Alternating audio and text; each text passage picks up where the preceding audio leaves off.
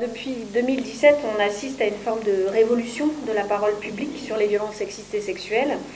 Depuis le mouvement MeToo, on a appris à honorer cette date de 2017. Alors sur l'inceste et sur les violences sexistes et sexuelles contre les enfants, contre les adolescents, c'est un peu plus tardif cette révolution. Terme qu'on va questionner, évidemment. Depuis 2020-2021, il y a eu d'abord le livre de Vanessa Springora, mais aussi sa médiatisation.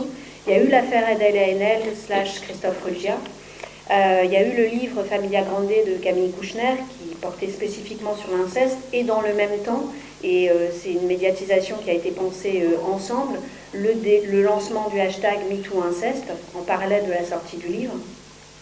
Il y a eu aussi en littérature, et on y reviendra sur la question littéraire, la question du langage, il y a eu un prix pour Voyage dans l'Est de Christine Angot, une rafale de prix pour Triste Tigre de Neige Sino, deux livres qui traitent de l'inceste. Il y a eu en parallèle la création de la Civise. Voilà, donc on peut dire que maintenant on parle de l'inceste, que ces paroles sont entendues, elles sont même légitimées, même si on reviendra notamment avec toi Arnaud sur la question de la Civise, c'est une légitimation qui va et qui vient. Mais en tout cas, ces paroles sont audibles désormais, elles ont des cadres de réception et même de production, cette parole. Alors on les entend, ces paroles, parce qu'elles sont fortes, parce qu'elles sont claires, mais on les entend surtout parce qu'il y a enfin une libération de l'écoute qui est en cours. Et Dorothée, tu as été la pionnière, toi, de la pensée de l'inceste, avec ce grand livre, voilà, dont la lecture n'est pas simple, il faut le reconnaître, mais qui est un livre aussi éclairant au sens où il aide à comprendre, mais aussi éclairant parce que cette façon de ne pas lâcher sur la nécessité de comprendre, ça apporte aussi de la lumière. Et je sais que ça a apporté de la lumière dans la vie de beaucoup de personnes. Donc ce livre, c'est Le berceau des dominations, anthropologie de l'inceste. C'est un livre qui a été publié en 2013. Et c'est très troublant de le lire ou de le relire aujourd'hui, parce que tout est déjà dit. Tu expliques tout. Tu expliques la dimension massive qu'on reconnaît maintenant. Tu parles des proportions épidémiques à partir des chiffres qui étaient déjà disponibles à l'époque. Tu parles de la dimension systémique, de l'organisation d'un ordre familial, d'un ordre social incestueux. Tu nommes le fait que l'inceste et les violences sexuelles, c'est pas une question de sexe, c'est une question de pouvoir. C'est pas une pulsion, c'est un risque, et même le constat d'un faible risque, et donc un risque calculé. Tu nommes le fait que c'est un système, tu parles du système inceste, au sens aussi où, et ça aussi c'est important de l'entendre, au sens d'arriver à le concevoir aussi, c'est pas seulement des gestes sexuels ponctuels d'un individu dans la famille vis-à-vis d'un autre, ou de plusieurs autres, mais tu montres que ça organise l'ensemble des relations au sein de la famille, et que cet ordre violent, c'est un ordre du silence, un art du faire-taire, dans la famille et plus largement dans la société. Et en relisant le livre, là, ça m'a beaucoup fait penser à Christine Angot, et notamment au fait que, pour moi, il y a vraiment un parallèle entre ta parole dans le champ du savoir, dans le champ académique, et la parole de Christine Angot dans le champ médiatique et littéraire. C'est-à-dire que vous avez longtemps parlé seul, et longtemps parlé dans le désert, il faut le dire, ou en tout cas, vous étiez entouré par un refus d'entendre. Alors maintenant, ta voix, la voix de Christine Angot, elles sont rejointes par d'autres voix, en solo ou en chœur. Et du coup, ma première question, ça serait un peu sur ça. Qu'est-ce que ça te fait, qu'est-ce que ça fait d'être aujourd'hui rejointe par ces autres voix qui parlent depuis des paroles différentes, mais voilà, je voulais commencer par là. Je remercie Bérénice pour l'introduction, pour les paroles élogieuses sur mon travail, mon livre, et puis pour la question. Qu'est-ce que ça me fait? Je voudrais remercier aussi le mouvement HFORA de m'avoir invité, et je suis très contente d'être là avec Arnaud aujourd'hui et d'avoir cette discussion avec toi, Bérénice. Et ce qui fait chaud au cœur, c'est de voir comment tout... Alors, c'est gentil de dire que mon travail est pionnier, ça, c'est très flatteur, et j'adore C'est très agréable, la flatterie. Je ne vais pas se mentir, non, mais c'est gratifiant. C'est-à-dire, ça a été tellement atroce et dur à écrire que je prends tous ces compliments. Et ce qui est le plus formidable là-dedans, c'est que ça inspire des jeunes et des moins jeunes, mais pour écrire, pour réfléchir. C'est-à-dire qu'on a tellement besoin de faire du sens sur les violences sexuelles. On comprend tellement rien, on comprend tellement pas comment c'est possible d'avoir été à ce point écrabouillé, silencié, qu'on a besoin d'une multitude de textes. Et là, je regarde la salle et je sais que parmi vous, il y a des femmes et des hommes qui écrivent des textes de théâtre, qui écrivent des textes à l'attention des jeunes publics, de tout public. Et on a besoin de tous ces textes. Et merci à vous toutes et tous pour ce travail qui est en cours. C'est ça qui va changer la société. C'est toutes ces initiatives. Et là où je suis contente, c'est que la mienne d'initiative et cette espèce d'acharnement à comprendre est fructueux et inspire aussi d'autres pour continuer ce travail. Ça me permet en fait de faire un peu relâche et de me remettre au travail. Et je suis en train d'écrire la suite. Alors on reviendra sur la suite, mais à la fin. Avant, on va faire un petit peu un retour. Et alors peut-être juste quand même pour commencer, on reviendra sur la question du langage aussi, mais cette question, elle t'importe. Et en fait, elle t'importe dès le titre du livre qui est, et je pense déjà à lui-même tellement éclairant. Et du coup, je voulais qu'on revienne sur le choix de ce titre, Le berceau des dominations. Oui, revenons sur le titre, je ne sais pas quoi dire. Je cherchais un titre qui puisse restituer en une expression ce que raconte le livre. Et j'ai trouvé, je trouve, ça marche assez bien. Et c'est-à-dire, qu'est-ce que c'est que cette forme alors, on ne parle pas de sexe, justement, mais l'inceste, c'est la modalité d'exercice, de l'écrabouillement et de la domination passe par de la sexualité, évidemment, mobilise la sexualité, mais la sexualité compte pour une petite partie de l'expérience de l'inceste. C'est la domination, l'écrabouillement, et ça commence au berceau. Ça commence au berceau, pas parce que les gens sont fatalement incestés ou exposés à la violence sexuelle dès le berceau, mais parce qu'un des grands résultats de l'enquête, c'est une très longue enquête que j'ai menée, c'est de montrer que l'inceste survient dans une famille où il est toujours déjà là. Ça veut dire que les enfants qui viennent au monde dans une famille où il y a de l'inceste, ils sont socialisés depuis le berceau au mécanisme de silenciation, à être imprégnés, socialisés au silence sur tout ce qui pourrait rappeler les traces de la violence sexuelle. Parce que peut-être des fois, au moment où ils arrivent, il y a eu d'autres personnes incestées dans la famille, mais il n'y a plus les violences sexuelles. Ça s'arrête, ça dure en moyenne, c'est une moyenne statistique débile, mais enfin bon, qui est calculée sur l'ensemble des enquêtes statistiques. Ça dure en moyenne 4 ans, un truc d'inceste, une situation de violence sexuelle. Mais une fois qu'il n'y a plus la violence sexuelle exercée, l'inceste, c'est toujours là. Le silence, l'écrabouillement, ils sont toujours là. Le tu vas te taire, oh ça va, t'as pas tourné la page, c'est là-dessus que j'écris en ce moment. Ils sont toujours là. Et donc le berceau des dominations, je trouve qu'il raconte bien le livre. Ah oui, ça, on peut le dire. Alors, je voulais revenir aussi sur un des apports de ton livre, qui est que tu le poses aussi comme tu le poses comme une question de recherche. Et tu montres aussi, alors là je cite un passage du livre, que l'écriture des sciences sociales, c'est un mode de transmission de l'ordre dominant. Et notamment, la thèse que tu défends dans le livre, puisque le sous-titre c'est Anthropologie de l'inceste, et on a tous et toutes été socialisés aussi avec un point de repère très précis là-dessus, qui est la thèse de Lévi-Strauss, et qui est que l'inceste c'est en gros le tabou fondateur de toutes les civilisations civilisées, si on veut. Et tu montres, toi, alors que cet interdit théorique est contredit depuis longtemps, mais qu'il l'était déjà à l'époque de Lévi-Strauss, par l'observation empirique. Et puis plus gênant que la formulation de cet interdit empêche de voir ce qu'on constate dans l'observation empirique. Et ce que tu montres, toi, c'est que ça n'est pas l'inceste qui est interdit, c'est le fait de le dire. C'est ça que ton livre déploie. Et c'est là aussi où je dis que le livre est tellement pionnier et que tout y est déjà dit, puisque c'est la grande révélation qu'on a ces dernières années, que l'inceste, ça n'est pas le fait de le faire, c'est le fait de le dire. Et c'est ce que tu nommes très précisément.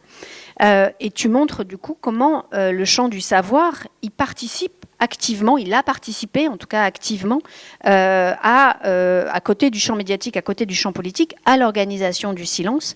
Et voilà, je voulais tu reviennes sur à la fois sur ta thèse versus celle de Lévi-Strauss, mais aussi dire un mot à cette occasion de ce que ça fait quand on lève le voile sur cette erreur théorique dans le champ de l'institution universitaire, puisque ça n'a pas été simple de faire entendre cette voix. Ça n'est pas simple de la faire entendre dans le champ de la famille, ça n'est pas simple non plus de la faire entendre dans le champ du savoir. Oui, mais alors je dirais pas que c'est une erreur, je dirais que c'est un parti pris. Non, c'est un parti pris théorique, c'est un parti pris de la part de Lévi-Strauss et d'autres. Alors, il faut rendre quand même aux anthropologues féministes ce qu'elles ont dénoncé bien avant moi. C'est le sexisme des théories structuralistes et des grandes théories de la pensée des grands hommes, des grands intellectuels en Occident qui sont racistes, sexistes, enfin voilà. Et donc qui produisent des savoirs qui entérinent leur idéologie sans jamais se remettre en question.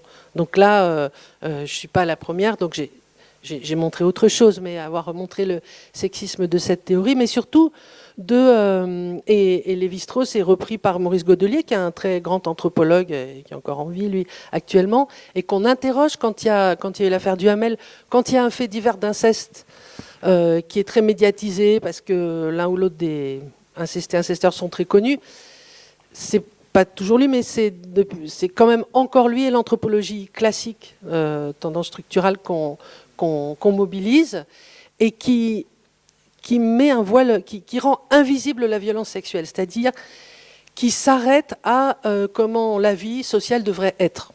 L'anthropologie structurelle, elle parle de la règle, la théorie, comment ça devrait être, et donc en théorie, un père ne doit pas coucher avec sa fille, une mère avec son fils, et dans toutes les sociétés du monde, ils ne peuvent pas se marier. Voilà. Ça décrit les règles de l'alliance, avec qui on a le droit de se marier ou avec qui on ne doit pas épouser dans sa famille. Mais alors, donc ça c'est très documenté. Mais ça, pour avoir des réponses à ces questions, aux règles de parenté, qu'est-ce qu'ils font, ces grands anthropologues ? Ils vont partout au monde, ils vont dans un village, et en général, ils posent la question aux personnes sachantes, qui sont rarement des jeunes filles ou des jeunes gars, qui sont toujours des hommes vieux comme eux, enfin, en tout cas, des dominants. C'est eux, l'accès au savoir. Et partout au monde, ces sachants, ces dominants, ils disent ce qui est important pour eux, c'est-à-dire la règle. Ils disent pas que ça les empêche pas de violer leur gamine ou que ça empêche personne d'exercer de la contrainte et de la violence sexuelle sur les enfants ou les gens qui sont disponibles ou qui ont l'opportunité de violer. Donc il y a un impensé là-dessus, parce que les gens à qui ces anthropologues classique, c'est pas une erreur, c'est vraiment un parti pris, s'adresse, sont des gens comme eux, pour qui l'expérience des enfants et des femmes, grosso modo, ne compte pas. Voilà, ça n'a pas tellement d'importance, c'est même pas la peine d'en parler. Et ça, c'est quand même, c'est quand même majeur. Et cette pensée-là, la pensée de Lévi-Strauss, elle a eu une audience considérable, et lui, il a réussi cette prouesse de problématiser son idéologie sexiste et de faire de cette théorie de l'alliance, là, de l'échange des femmes, enfin de l'interdit de l'inceste, vraiment pour lui le passage fondateur de la nature à la culture. Or, si on continue, si on fait ce que tous les étudiants en anthropologie apprennent à faire, c'est-à-dire une enquête, qu'est-ce qui se passe ? C'est quand même dingue de ne pas avoir fait chez les gens, qu'est-ce qui se passe dans les familles, qu'est-ce que c'est l'inceste quand ça arrive en vrai. Donc il n'aurait pas manqué de voir que c'est systématiquement et de façon structurelle et systémique un viol intrafamilial, reconduit sur des années. Il l'aurait vu, mais si on ne fait pas l'enquête, on ne le voit pas. Voilà. Et ce que cette enquête permet de montrer aussi, et ce à quoi elle amène à réfléchir, c'est que finalement, il n'y a que les humains. Enfin, j'ai pas trouvé. J'ai travaillé un peu avec des biologistes, j'ai pas tout lu parce que je ne saurais même pas trop comment lire ou comment m'y prendre, mais il n'y a pas d'autres espèces animales, à part nous, les humains, où on viole un individu prépubère ou un individu pubère a un rapport sexuel avec un individu prépubère. D'abord parce que dans la plupart des espèces animales, il faut l'œstrus, il faut que la femelle ou le partenaire sexuel exprime de la libido, enfin on s'en fout comment ça s'appelle, mais un signal, émette un signal sexuel de disponibilité. Et pour les espèces où c'est pas le cas, où il y a du sexe socialement et tout ça, il n'y a pas de viol d'enfant. C'est vraiment une spécificité de l'humanité. Et de ce point de vue, on pourrait presque renverser l'idée et de dire que le viol des enfants dans la famille, donc l'inceste, c'est ça qui est déterminant dans nos cultures, qui fondent le passage de la nature à la culture. Mais bon, on ne va pas aller par là, mais... Oh non, surtout pas. Non, c'est pourquoi on ne va pas aller par là, parce que sinon on est bien emmerdé. Comment on fait pour que ça s'arrête ? Si c'est ça, c'est pour ça qu'il faut essayer quand même de voir le truc autrement. C'est si on se dit, ah ben non, c'est constitutif de notre humanité, le viol des enfants dans la famille, bah non, hein, on va essayer de réussir à le dire autrement, et c'est ça aussi. Oui, mais oui, parce que si on croit dans les sciences sociales, on dirait du coup c'est des questions d'organisation sociale, et du coup ce qui est à déconstruire, c'est l'ordre social qui le rend possible. Et peut-être juste revenir un peu sur cette question-là de la réception du coup de cette thèse disruptive, disons, avec la thèse de Lévi-Strauss et de Godelier, ou pas. Mais, on passe à la question suivante. Mais pas du tout. Non, okay. Mais je ne me défile pas. Et des fois, je ne sais pas quoi répondre. Mais là, non. Je peux répondre. Je pense qu'il y a eu un court-circuitage. C'est-à-dire que mon livre, il a beaucoup circulé. Mais pas tellement. Enfin, ces dernières années, il circule beaucoup sur la scène universitaire, académique. Oui. Il est enseigné, enfin, il est dans tous les séminaires ou les cours d'anthropologie de la famille, d'anthropologie de la parenté, en sociologie aussi. Ça, c'est chouette. C'est vraiment, il est beaucoup lu, il est beaucoup discuté, même sur l'écriture. C'est vrai que tu as posé une question, je n'ai pas répondu, mais sur l'écriture. Ok. Et donc, il n'est pas contesté. Et mon travail, la thèse, enfin cet axe fort qui consiste à montrer comment les violences sexuelles sur enfants sont vraiment dans la famille, sont structurantes de notre ordre social, c'est pas du tout contesté, c'est pas discuté. Donc, qui ne dit mot consent, on pourrait dire. Mais au départ, ça a fait un flop. Il n'a pas du tout été lu. Et là, il sort, enfin, il a... Cette audience auprès de mes jeunes collègues, en fait, les nouveaux maîtres et maîtresses de conférences, et auprès du jeune public universitaire. Et je pense aussi parce qu'il a été très discuté, très médiatisé sur la scène culturelle, sur la scène féministe queer, sur les scènes féministes quand même, ça il faut absolument le dire, grâce à la presse, aux podcasts féministes, il faut... le dire aussi, hein. C'est ça les chemins de circulation du savoir qui sont du coup alternatifs et qui ont permis que maintenant sur la scène académique il a toute sa place. Mais c'est pas grâce à notre panthéon de mandarins. Oui. Voilà, merci. Je voulais que ce soit nommé quand même. Ce petit détour qui fait que maintenant il est difficile à contourner. Ça se verrait qu'on l'ignore. Alors, on va venir à la question de l'écriture, parce que ce que montre ton livre, c'est aussi que l'inceste, alors ça peut paraître étrange de le formuler comme ça, mais c'est une question esthétique. C'est une question de perception et c'est une question de langage. Parce que c'est comme tu le dis, l'art de ne pas voir, l'art de ne rien entendre. Emmanuel Pied avait cette expression, la conspiration des yeux fermés. Moi j'ajoute des bouches cousues et des oreilles bouchées. Donc on sent hein, alors je voudrais revenir d'abord sur la question de la perception, parce que c'est une attaque de la perception, et c'est une attaque à la fois pour les victimes, mais aussi pour les agresseurs, les incesteurs, et pour toutes les personnes qui les côtoient. Puisque, alors, il y a une notion qui maintenant est beaucoup utilisée, qui est l'expression d'Arvo, Deny, Attack and Reverse, Victim and Offender. Donc, c'est les stratégies à la fois psychiques et aussi rhétoriques de disqualification des violences. Donc l'euphémisation, donc le déni évidemment, mais aussi dans les procédures d'attaque de la parole, il y a beaucoup l'euphémisation ou le renversement hein, de la responsabilité victime-agresseur. Et tu parles dans le livre hein, notamment du fait de qualifier des agressions ou des viols de jeux ou de caresses. Tu évoques aussi le fait que les auteurs connaissent le langage attendu, d'autant que toi, les auteurs que tu as rencontrés, c'est des auteurs qui ont été condamnés et qui sont passés, puisque la plupart des auteurs ne se déclarent pas, hein, beaucoup moins spontanément en tout cas que les victimes, et souvent c'est parce qu'ils n'ont pas pu faire autrement que de se dire auteurs, parce qu'ils ont été dits auteurs, et donc eux maîtrisent assez bien hein, ce langage pour se justifier et continuent ces stratégies de déformation, disqualification, euphémisation.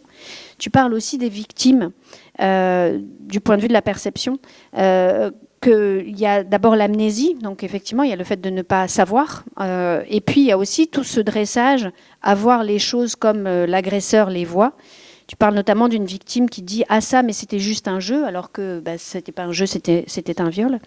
Voilà, donc je voulais revenir sur cette question de la perception, à la fois du point de vue des auteurs et du point de vue des victimes. À la fois ce que tu en dis dans le livre et puis comment tu le penses aujourd'hui.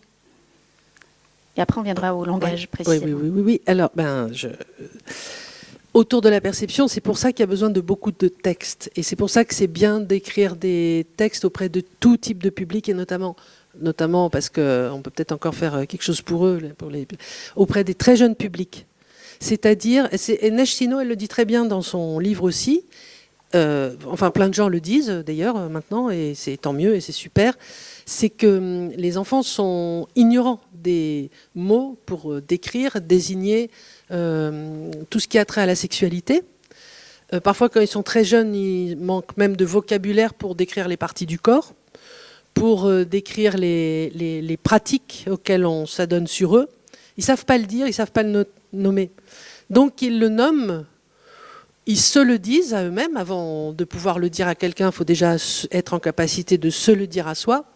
Ils se le disent avec le répertoire de vocabulaire, le lexique qu'on leur donne, qu'ils ont à disposition à l'âge qu'ils ont au moment où ils ont la pensée de le dire. Et donc... Et si l'inceste, je dis pas trop auteur, parce que auteur, autrice, moi je suis aussi autrice, mais j'aime pas. Voilà, sans vouloir. Ok, d'accord, c'est une discussion mais ça compte. Enfin, voilà, bon. Et donc les incesteurs, en l'occurrence, s'ils disent à l'enfant c'est un jeu, donc forcément qu'on est socialisé. L'enfant, je suis socialisée à me dire que c'est un jeu. J'ai pas d'autres mots. Et comme personne jamais, je parle à la première personne. Pourquoi pas? Je peux parler. Comme personne, quand je me réveille ou quand je sors de la salle de bain ou quand je sors du bois ou de la chambre ou de la voiture où je viens de vivre le truc sexuel qu'on m'a imposé, personne ne le voit. J'ai beau avoir mal, j'ai beau être gêné, personne ne me dit « qu'est-ce qu'il y a ?»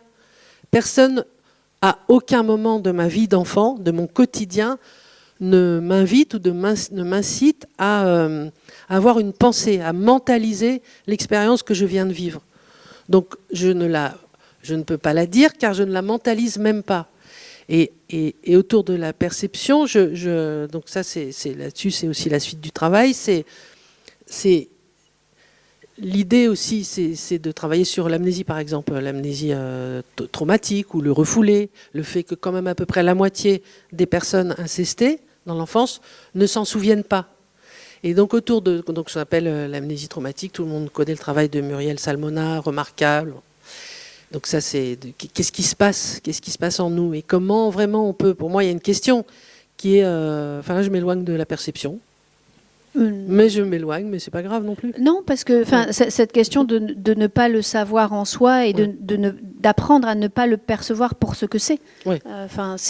Ça passe par de multiples facettes, je sais pas si c'est le bon mot, mais il y a plein de couches en fait de silence et d'interdit de ressentir et de percevoir. Voilà. Et donc là, ce qui est pas dans le livre, mais ce qui est dans le livre que je suis en train d'écrire, c'est le travail d'équipe, le collectif qu'il faut pour fabriquer l'amnésie traumatique, qui est, à mon sens, enfin c'est ce que montre mon enquête actuelle, pas uniquement un problème ou une question physiologique de sécrétion d'adrénaline, de cortisol, comme quand on se prend une bagnole dans la gueule et qu'on a un accident et qu'on ne se souvient pas de l'accident. Parce que là, quand même, l'inceste, la violence sexuelle imposée, c'est un truc que vous revivez, et le lendemain, ou les vacances d'après, si c'est un oncle qu'on ne voit pas tous les jours à la maison, ou à Noël, à chaque fois. Et ce qu'on réalise en faisant des entretiens avec des gens qui ont vécu de l'inceste et qui sont adultes, même pour celles et ceux d'entre elles et eux qui ont une amnésie totale, c'est qu'au moment où ils me parlent, enfin certains se souviennent toujours pas, c'est hyper intéressant, mais quand même ils me parlent, et quand même on se rencontre, et quand même ils disent je me souviens de rien, mais ils se souviennent, sinon qu'est-ce qu'ils foutraient, ils savent, voilà. Et donc moi je traque comment on retrouve l'accès, et voilà, tel le petit Pousset, en fait on a des cailloux, en fait on se souvient, mais il y a eu un travail collectif de notre famille, des médecins qui nous ont vus quand on était enfant, des copains de classe, des gens aussi avec qui on s'est alliés, qui sont en général nos amis d'enfance, sont des fervents soutiens du silence. Alors peut-être que ça change maintenant, mais on est accompagné de gens qui nous musellent ou qui nous aident à rester muselés. Et on oublie. Mais ça se construit comme ça. Et ce qu'on comprend quand... donc la perception, on ne sait pas trop ce qu'on perçoit. Enfin, on peut en parler longtemps après. On ne peut pas toujours en parler très jeune, mais on ne comprend pas, on ne le mentalise pas. Je reviens à la question. Et donc, on ne sait pas trop le dire. Et quand on le dit, parce que tous les enfants l'ont dit, une fois, 2 fois, plusieurs fois, et comme ça fait toujours des flops, le problème n'est pas tant de le dire, mais d'être entendu. Et c'est là où le travail d'équipe, la notion de travail d'équipe et de collectif pour construire l'amnésie prend tout son sens. C'est que les enfants ne sont pas entendus. Alors, bien sûr, ils le disent de façon inintelligible. C'est-à-dire, ils ne disent pas mon père ou mon oncle ou mon frère m'a forcé à mis son pénis dans ma bouche, par exemple. Ils ne disent pas ça, parce qu'ils disent des fois je ne veux plus aller dans la voiture avec papa. Donc personne ne peut comprendre que ça veut dire mon père me viole dans la voiture. Mais néanmoins, ce qu'on peut collecter comme information aussi, c'est que c'est pour ça que c'est vraiment toujours important d'avoir en tête que l'inceste survient dans une famille où il est toujours déjà là. Parce qu'une autre phrase sibylline du genre je sais pas, un truc je veux plus me lever le matin, si ça n'a pas à voir avec l'inceste, votre mère ou votre père ou votre grand frère ou votre grande sœur dit pourquoi tu veux plus te lever le matin? Mais là, le truc avec l'inceste, c'est que les gens ils sont socialisés et on a des capteurs à ne pas creuser, à ne pas poser de questions. Et vous êtes seul. Et je suis seul, moi, enfant, avec mon expérience, et personne ne va me poser la question. Et l'incesteur, et donc alors pour l'incesteur qui grandit lui aussi dans une famille où il y a assez souvent déjà de l'inceste, tiens, c'est ce qu'on voit à Mazan, là, t'as écrit là, sur Mazan, j'ai lu ce super article. Ouais. Et il y a pas mal d'agresseurs au procès en ce moment qui a lieu à Avignon là, autour des viols de Mazan. il y en a une proportion non négligeable de ces types-là, des prévenus qui sont des anciens enfants incestés, donc qui se réapproprient des choses de l'agression, de l'incesteur et tout ça. Et donc l'incesteur, pour revenir à ça, il surfe sur l'impunité. Il sait qu'il y a... Et il sait, et alors là, depuis ces dernières années, ce qui est hyper intéressant, c'est que avec la très forte médiatisation de l'inceste, des violences sexuelles, ce qu'on voit aussi, c'est l'impunité quasiment totale dont jouissent les violeurs. C'est qu'il y a peu de plaintes qui aboutissent en faveur de la reconnaissance des viols. Donc, elle est hyper importante, cette médiatisation, c'est qui lance des vagues de dévoilement, les gens parlent, et donc ça ouvre sur des textes, des initiatives, tu vas en parler, vraiment, Arnaud, il est tellement à l'origine de tellement d'initiatives pour changer, réformer notre société que je suis contente d'être là avec toi, mais c'est vrai, il faut le dire. Ouais. Donc ça change des choses, mais les incesteurs et les violeurs et les dominants, ils peuvent en prendre de la graine aussi. Il y a une pédagogie de l'impunité. Il y a quelque chose d'assez de remarquable de voir qu'il y a beaucoup de dévoilements, mais il y a très peu de conséquences qui ne seraient pas de l'impunité. Il y a toujours beaucoup d'études. Oui. Alors, sur la question du langage, donc tu montres aussi comment c'est une attaque qui est faite au langage et à la vérité. Et je voulais revenir sur une chose, alors que je t'ai entendu dire dans un des podcasts où tu es intervenu, notamment sur la question du mensonge, parce que c'est vrai qu'on reproche énormément aux victimes, et notamment quand elles sont impliquées dans des procédures judiciaires. Alors, on leur reproche à la fois de ne pas bien se souvenir, même si tu viens d'expliquer comment on construit aussi cette difficulté à se souvenir. Et on leur reproche aussi de mentir quand elles énoncent des accusations, mais aussi on leur reproche d'avoir menti, c'est-à-dire de ne pas avoir dit avant. Pourquoi si c'est vrai, alors pourquoi vous n'avez pas parlé avant? Ou pourquoi parfois, parce qu'il y a des chemins, parfois en plusieurs étapes pour dire la vérité. Notamment, tu évoques le cas de Outreau. Et en fait, à la fois, on leur a appris à mentir, parce que l'inceste, c'est aussi apprendre à mentir, apprendre à ne pas voir, ne pas savoir, mais quand on sait et qu'on aurait envie de dire, apprendre à ne pas dire, donc à mentir. Et après, on leur reproche ce mensonge-là. Et moi, quand je t'ai entendu le dire, c'était la première fois que j'entendais parler de cette question-là aussi du mensonge, qui est, encore une fois, un reproche de plus qui est fait aux victimes, une injustice de plus, alors que ce qui n'est pas nommé, on parle de silenciation maintenant, etc., mais on ne dit pas aussi qu'on apprend vraiment à mentir, à ne pas dire sa vérité. Voilà, du coup, je voulais juste t'entendre sur ça, et puis après, je reviendrai sur l'écriture vraiment du livre. Oui. L'inceste, c'est-à-dire cette mécanique familiale qui comprend plusieurs ingrédients, violence sexuelle exercée sur les enfants, silence autour de ces violences, socialisation avec tout ça, elle fabrique des petits menteurs. C'est-à-dire l'inceste, c'est ça. Vous êtes violé au quotidien, on va dire plus ou moins, enfin régulièrement dans votre famille, par votre père, admettons, votre beau-père, mais on vous enseigne partout, à l'école ou dans votre famille, que votre papa il est gentil et que vous l'aimez et qu'il vous aime et qu'il est bon avec vous. Donc vous apprenez que... Donc il y a une double injonction contradictoire à croire et à pas croire.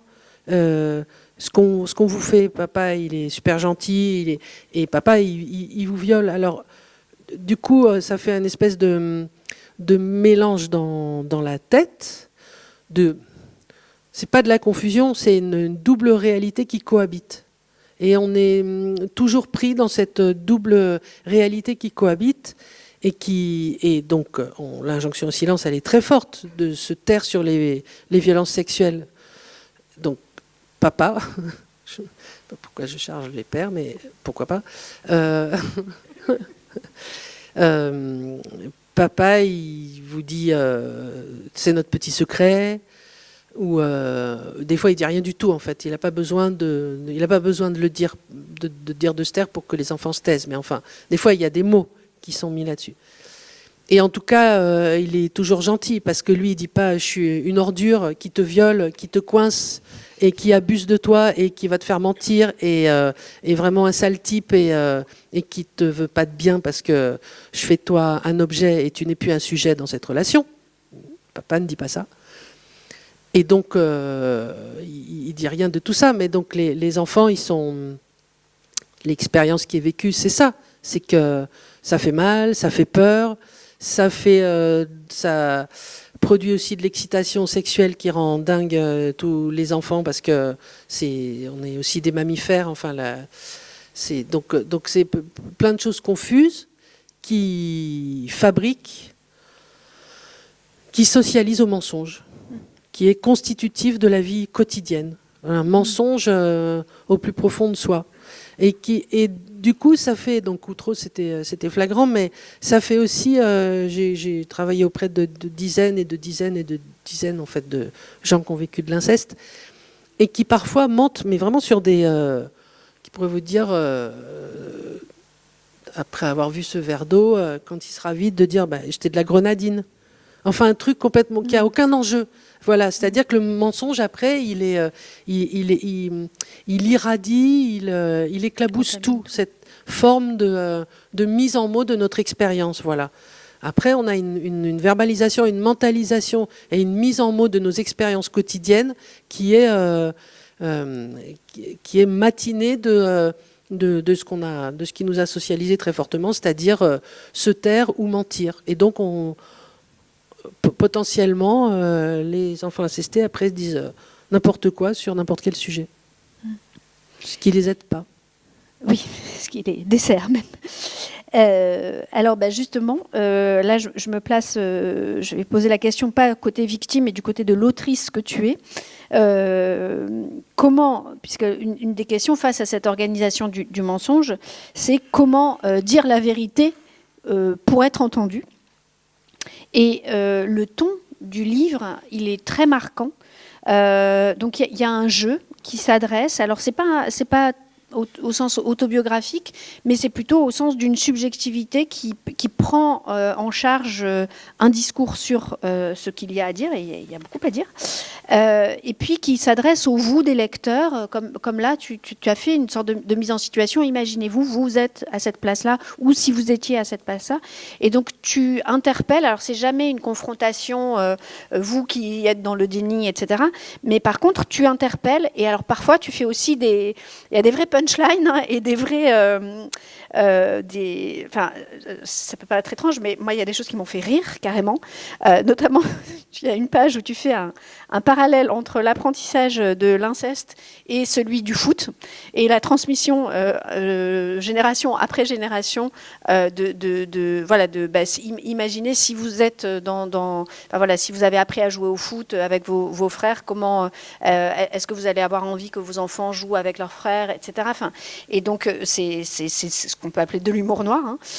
Et puis tu y reviens ensuite en mettant entre parenthèses non, je blague. Enfin voilà, il y a quelque chose comme ça dans le ton qui est à la fois très percutant et aussi très juste, et puis tu vas et viens entre ce ton parfois très très libre aussi, et encore une fois dans l'interpellation, et puis sans jamais quitter évidemment la rigueur d'un propos scientifique.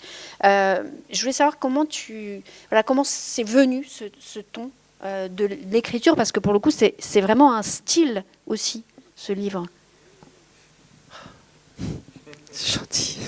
Non, mais c'est vrai. Non, oui. Alors, je vais répondre sérieusement. J'ai remis ces lunettes, c'est mon accessoire chercheuse. En fait, elles servent à rien, mais je trouve que ça me pose un peu. Voilà, comme directrice de recherche au CNRS. Et alors, c'est ça. On parle d'inceste, et pour pas perdre tout le monde, il faut quand même être dans la vie, parce que sinon, voilà. Et l'écriture de ce livre, je l'ai écrit 10 ans après avoir commencé l'enquête. Je suis lente. Le deuxième que je voulais écrire depuis le départ, ça fait 20 ans, mais c'est pas grave, je vais l'écrire. Et c'est que, à force d'écrire, parce que ce livre, il fait suite à une série d'articles. Dans mon métier, on fait des articles, des exposés, des communications dans des colloques. Donc je faisais avec un ton d'anthropologue rigoureux, et je perdais tout le monde. C'est-à-dire que soit de façon ostentatoire et agressive, c'est-à-dire et notamment les mandarins, enfin les stars de notre discipline, c'est-à-dire la génération plus vieille que moi, parce que quand j'ai commencé il y a 20 ans, donc j'étais jeune chercheuse à l'époque. Et donc, en parlant, en décrivant les choses simplement, c'est-à-dire les propos que je collectais, l'enquête, ces gars-là, ils regardaient leurs pieds ou ils quittaient la salle. Et tout le monde n'était pas grossier comme ces gars-là, mais les gens, ils avaient vraiment de la difficulté à entendre parce que toute l'idée de ce livre aussi, c'est pas non plus le premier travail sur l'inceste, mais que jusqu'à une période récente, on faisait de l'inceste quelque chose qui ne nous concerne pas, qui a lieu soit dans les milieux hyper populaires, les classes sociales très défavorisées, soit dans des endroits où on dort à 10 dans une même pièce, ce qui est complètement débile parce qu'on peut être pauvre et dormir à 10 dans une même pièce, mais pas élever ses gosses. Donc il y avait vraiment une approche de classiste qui était odieuse.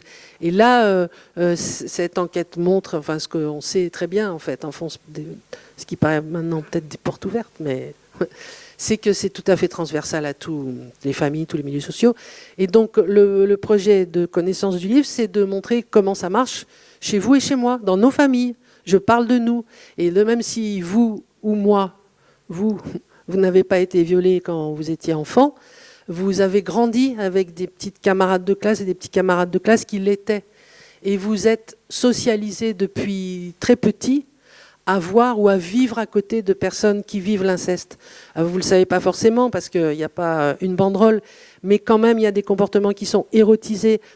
On a cherché dans vos souvenirs, mais il y a des petits garçons ou des petites filles qui nous ont un peu soit fascinés, soit dégoûtés, et on en prend de la graine.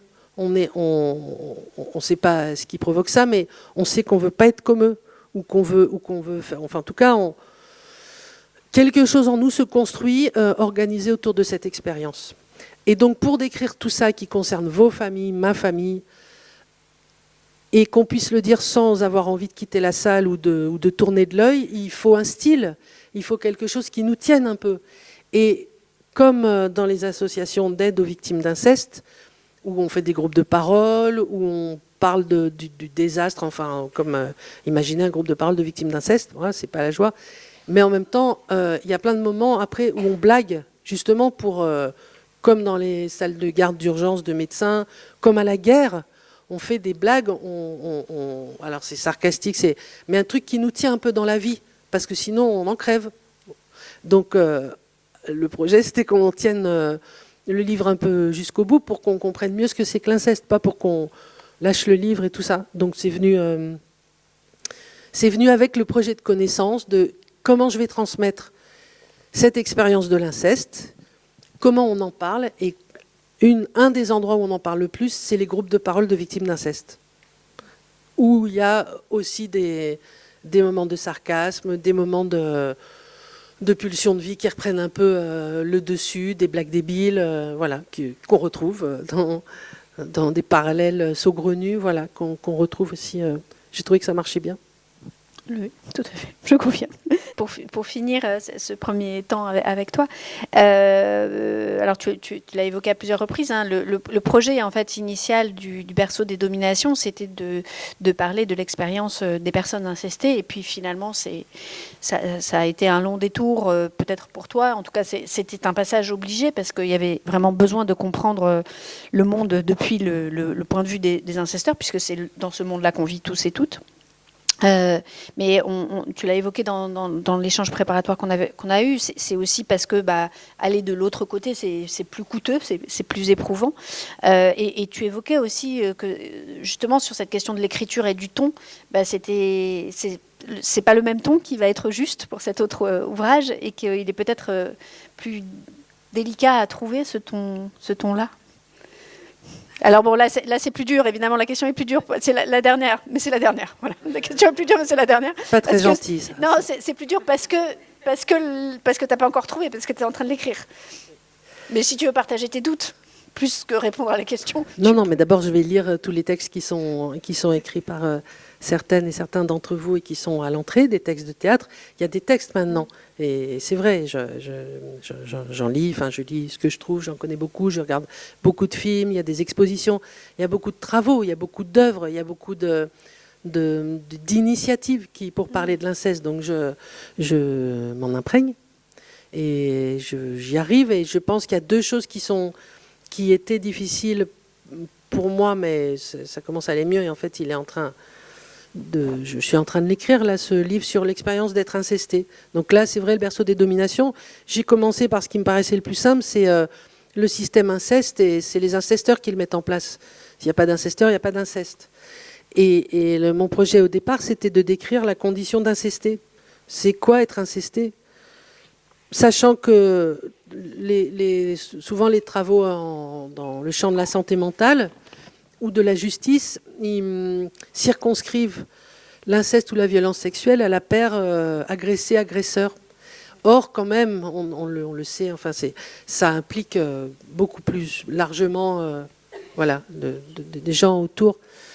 Et donc, je vois bien que ce qui était difficile pour moi dans l'écriture de la condition d'incesté, c'est plus difficile de d'avoir une position réflexive et subjective que j'assume sans me répandre, sans que ce livre parle uniquement de moi, parce qu'on s'en fout, parce qu'il faut, je veux dire, le travail l'anthropologie, on construit un savoir, on a un projet de connaissance parce qu'on a écouté pas mal de monde, et on écoute des gens, on collecte des récits, des matériaux, des données, jusqu'à être à saturation des données. C'est-à-dire, on entend des récits, puis au bout d'un moment, ça y est, ça on l'a déjà entendu, ah ça cet argument, ça, c'est bon, on a des logiques comme ça qui nous... Voilà. Et donc, ma difficulté à moi, c'est que mon expérience personnelle ne prenne pas le pas sur ce qu'on voilà, ouais. Et que mon expérience, elle est banale ou atypique, on s'en fiche. Mais ce qu'il faut, c'est être capable de décrire ce qui se passe pour ce qui traverse les familles, les plus petits dénominateurs communs. Donc ça m'a pris du temps. Il faut un gros travail. Et le temps aussi, il est plus difficile parce qu'en fait, c'est tellement de douleur que c'est difficile, ça. Ça, franchement, j'ai quand même... voilà. Mais, et qu'il y a des gens que j'ai connus qui sont morts, qui sont tués. Et ça, ça plombe. Enfin, je veux dire, c'est atroce.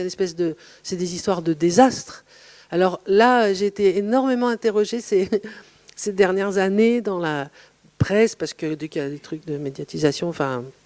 Et puis je réponds, je suis contente de faire circuler la parole sur l'inceste, mais j'ai été interrogée avec la question suivante qui revient toujours dans les interviews sur maintenant qu'il y a tous ces dévoilements, la Civise, ça va aller mieux, hein ? Ça va mieux ?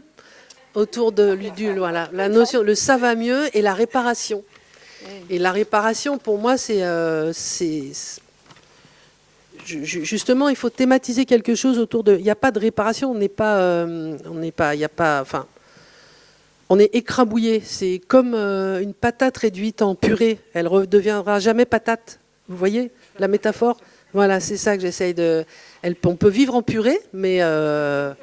voilà. Donc, on peut vivre en purée. C'est ça, mon livre actuel. Et donc, qu'est-ce que c'est vivre en purée ? On peut pas se remettre, on a été écrabouillé, et donc on vit comme ça. On peut vivre au mieux en purée, mais donc il faut plutôt thématiser des choses autour de...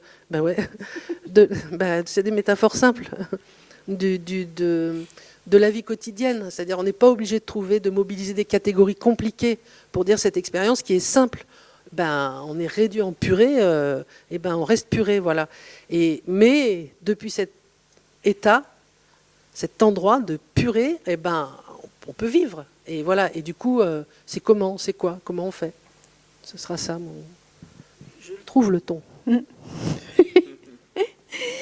Merci beaucoup. Oui.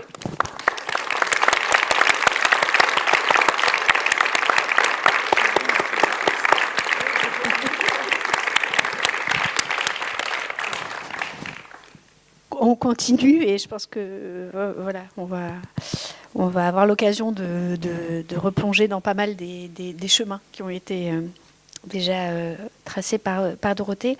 Peut-être une première question un peu basique, mais qui serait, est-ce qu'il y a quelque chose sur quoi tu voudrais revenir particulièrement dans ce qu'a dit Dorothée, dans ce qui t'a marqué là cette fois? Alors, je reprécise que vous connaissez et que vous entendez régulièrement l'un l'autre. Peut-être ce qui est important pour moi de dire, je suis honoré d'être ici, honoré d'être aussi aux côtés de Dorothée, qui pour moi est une personne qui compte énormément sur le travail forcément qu'elle a fourni, d'autant plus que moi, même l'anthropologie m'a beaucoup aidé dans mon histoire. Et voilà, après oui, ce sur quoi on peut aller, à mon sens, c'est aussi quelque chose qui est essentiel, c'est-à-dire que c'est de revenir sur la question du système, justement, qui me semble essentielle.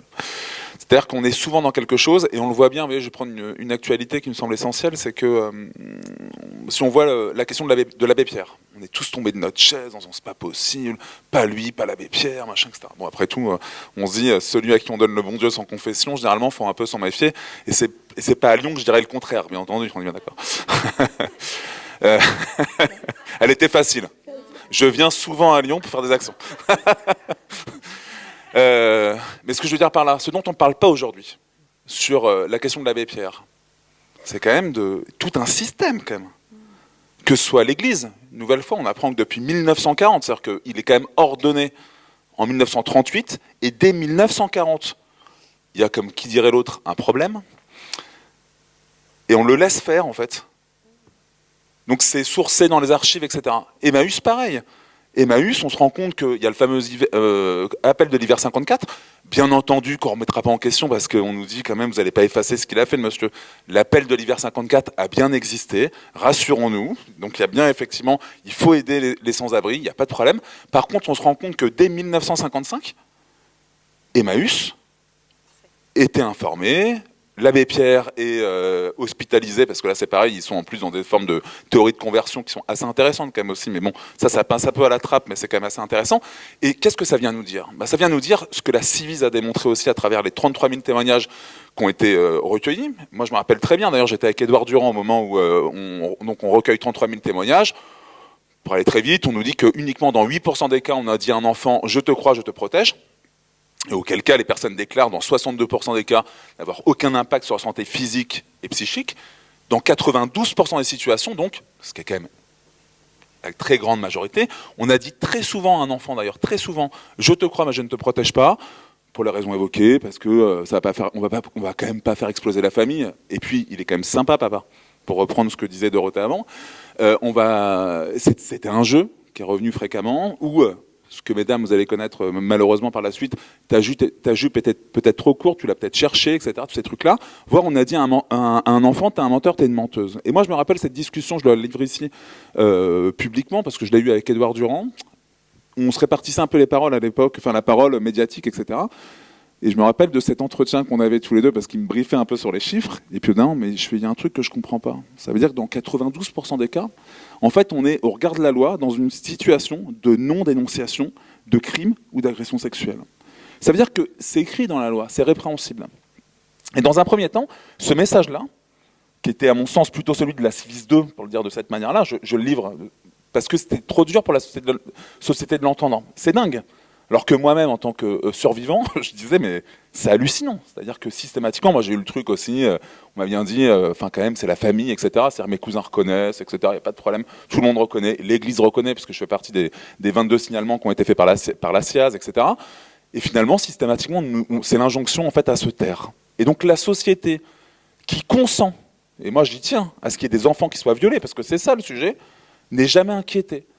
Et celles et ceux qui savaient, ne sont jamais sur le banc des accusés. Et nous, c'est un message moi, qui me semble essentiel. C'est-à-dire que dans cette histoire, qu'on puisse identifier quand même les personnes, alors souvent mortes, l'abbé Pierre, etc., bien d'autres, et là on se dit, il est mort. Alors en plus, ce qui est génial dans la situation de l'abbé Pierre, je le dis ici, parce qu'on voit bien, c'est que on va mettre en place une commission, parce qu'en France, quand même, on aime bien les commissions, on va pas dire quand même le contraire, et puis, comme ce sont des victimes, on va dire, on va mettre en place une commission avec des historiens. Et moi j'ai dit, mais vous vous rendez compte, une fois de plus, les victimes, on les rattache où c'est du passé, quoi.